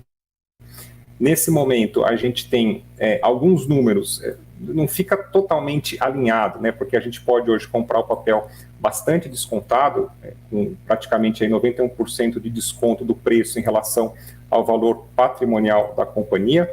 Quando a gente pega o patrimônio líquido e divide pelo número de ações, o preço justo do Pão de Açúcar deveria ser de R$ 42,00. Então a gente vê que na casa aí de R$ 3,75 existe potencial para o papel poder se valorizar, porém, bastante, vamos dizer assim, chega a assustar, a gente precisa de uma certa atenção para ver realmente aqui esses retornos, lucratividade, margem líquida, todos esses indicadores operando no negativo nos últimos anos, que a gente precisa realmente prestar atenção aí nesses números do Pão de Açúcar, tomar um pouco mais de cuidado. Obrigado, Rodrigo. Aí eu queria também que você desse uma olhada, por favor. A gente já está chegando no final, mas a gente tem aí uns 3 minutinhos e eu queria deixar você à vontade para você fazer sua análise de algum ativo, de alguma empresa, alguma surpresa que você tem aí no seu radar para as próximas semanas, para os próximos meses, e que você fique à vontade para fazer suas considerações. Maurílio, uma companhia que entrou no meu radar hoje, que eu achei bastante interessante, deixa eu pegar aqui as ações da Gerdau. A Gerdau, a gente tem o nosso índice parando de cair, apontando uma alta, e a Gerdau chegando nesse momento aqui para uma correção mais interessante, um pouco abaixo aqui desse suporte de R$ 23,00. O papel tem um potencial interessante de valorização, se a gente considerar até essa região de resistência em 29, seria mais ou menos de 30% a 40%, a gente considerando essa região de resistência de 29 até 31. E a Gerdau, mesmo caindo bastante nessas últimas semanas, é uma companhia que, na minha opinião, na minha ótica, ela apresenta hoje um valuation mais interessante. Deixa eu pegar aqui para a gente, vamos dar uma olhada nos números da companhia. Acredito que ela apresenta hoje números mais interessantes, mais alinhados, podendo ser aquela oportunidade que o investidor procura de alocar eventualmente numa ação boa, no momento que ela está mais barata, de dividendos pagando 15,5%, hoje acima da nossa Selic, então seria uma posição que pode se valorizar e também gerar renda passiva para o investidor. A gente tem o papel negociando hoje com margem de segurança, o preço abaixo do que seria o valor justo de mercado de praticamente R$ 28,00. Endividamento sob controle da Gerdau, comprometendo apenas 13% do patrimônio líquido, então a dívida não preocupa nesse momento, não chegaria a ameaçar o caixa da companhia. A gente tem aqui os retornos também acima de 15%, alinhados, e a margem líquida também trabalhando acima de 10%. Então a gente consegue ver de forma panorâmica como a Gerdau hoje tem os números, tem os fundamentos mais alinhados, e quando a gente joga no gráfico, pode ser aquela oportunidade de você conseguir comprar eventualmente uma ação boa quando ela está mais barata. Então o destaque do dia de hoje, dessa semana, eu chamaria aí a Gerdau para o radar do investidor para poder dar uma olhada aí com mais carinho nesse papel. Maravilha, Rodrigo. Muito obrigado, viu, mais uma vez pela sua participação aqui nesta segunda-feira no Closing. A gente se vê de novo numa próxima oportunidade. Uma boa tarde para você e obrigado de novo. Obrigado. Grande abraço, pessoal. Valeu. Maravilha. Rodrigo Rebeck, Old School Comunidade de Traders, seja sempre muito bem-vindo. Eu gosto sempre das participações do Rodrigo, sempre trazendo bastante aí destaques sobre o mercado financeiro, e esses destaques que normalmente a gente não olha quando olhamos especificamente para o movimento gráfico, o movimento de preços, traz os destaques ali operacionais das companhias, um overview geral ali do setor, como é que a empresa está desempenhando o seu papel aí nos últimos meses. Super interessante este casamento das informações e, claro, traz um pouco mais de clareza também para a tomada de decisão. Eu estou com o setor de varejo aberto aqui nas minhas costas, ô Maurílio, mas realmente metade, viu? Metade no negativo, metade no positivo. Quem salvou no dia de hoje? C&A, Lojas Renner, Marisa e Alpargatas. Lojas Renner, inclusive, o pessoal está destacando bastante. Lojas Renner talvez montando um movimento interessante aí de preços. Eu conversava sobre isso com o Caio Sasaki mais cedo. Então, já chama a atenção aí de todo mundo que está nos acompanhando. Acompanhem o BMC Stock, que o Caio Sasaki está aqui todos os dias trazendo estes destaques, dando a sua opinião, distinguindo ali talvez boas oportunidades pro dia em uma operação de curto prazo. Então, para você que é trader, o BMC Stock super importante aí de ser acompanhado. Começa às 1h30, vai até às 2h30, 1 hora de programa focado em mercado financeiro, viu, Maurílio? Acho jabá. Como toda eu aproveito para fazer o jabá, né, Maurílio? Pelo amor de Deus. Estou fazendo minha autopromoção, a promoção do meu programa aí mais cedo na nossa grade. Mas vale a pena, né? Vale a pena, eu indico também. Maravilha. Parece que a nossa conversa está chegando ao fim, né, Maurílio? Exatamente. Infelizmente, o closing hoje foi bem agitado, muito animado, muita notícia aí saindo de última hora. Então, para quem acompanhou aí, ficou muito bem informado. E essa qualidade na entrega da informação. A gente traz a notícia e já tem um convidado aqui para repercutir com a gente o que isso significa para o teu investimento. Então, super interessante esse nosso programa de hoje, hein? Exatamente. Então, só para recapitular, a gente trouxe aqui hoje essa informação de que o governador de São Paulo, Tarcísio de Freitas, apresenta amanhã o projeto de lei na Assembleia Legislativa que prevê exatamente a desestatização ou a privatização da Sabesp. Cada um chama de uma forma, mas é a mesma ideia, é vender parte da Sabesp para a iniciativa privada. Amanhã, durante toda a programação, a gente também vai acompanhar os desdobramentos de tudo isso, como vai ser essa apresentação na Assembleia Legislativa, quais os prazos, o que o governador vai falar, vai repercutir em relação a esse assunto, e a gente também vai acompanhar o mercado, como que o mercado vai abrir, qual que vai ser a reação quando abrir, os papéis da Sabesp, os papéis como um todo, como eles vão reagir em relação a essa notícia.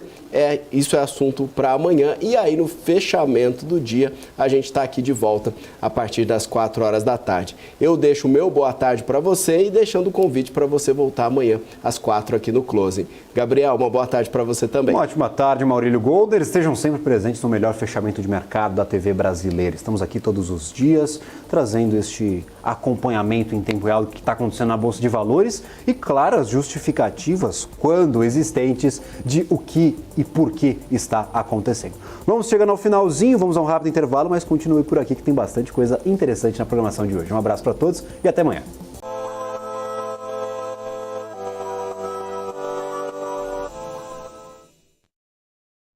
BMC News. Informação que gera valor.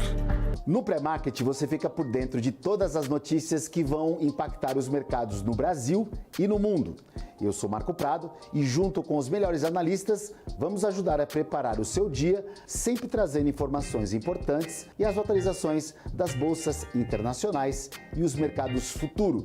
Tudo isso para melhorar o seu investimento. De segunda a sexta-feira, a partir das 8 horas da manhã. BMC News. Informação que gera valor. Boa volta. Cara, demais. Foi boa.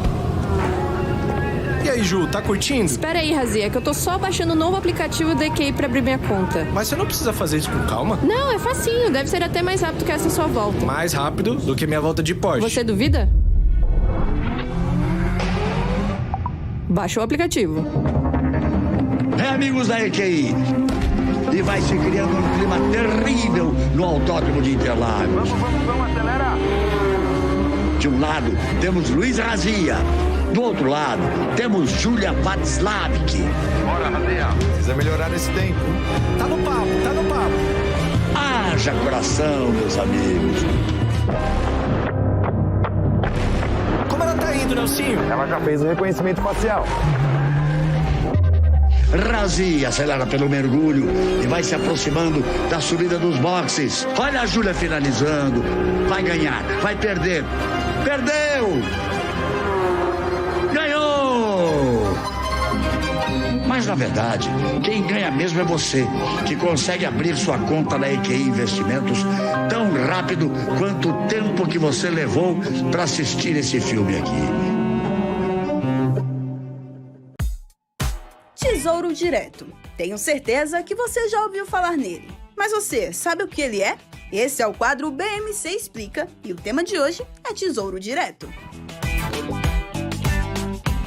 Bom, nada mais é do que um programa do governo brasileiro em parceria com a B3 que permite que pessoas físicas invistam diretamente em títulos públicos emitidos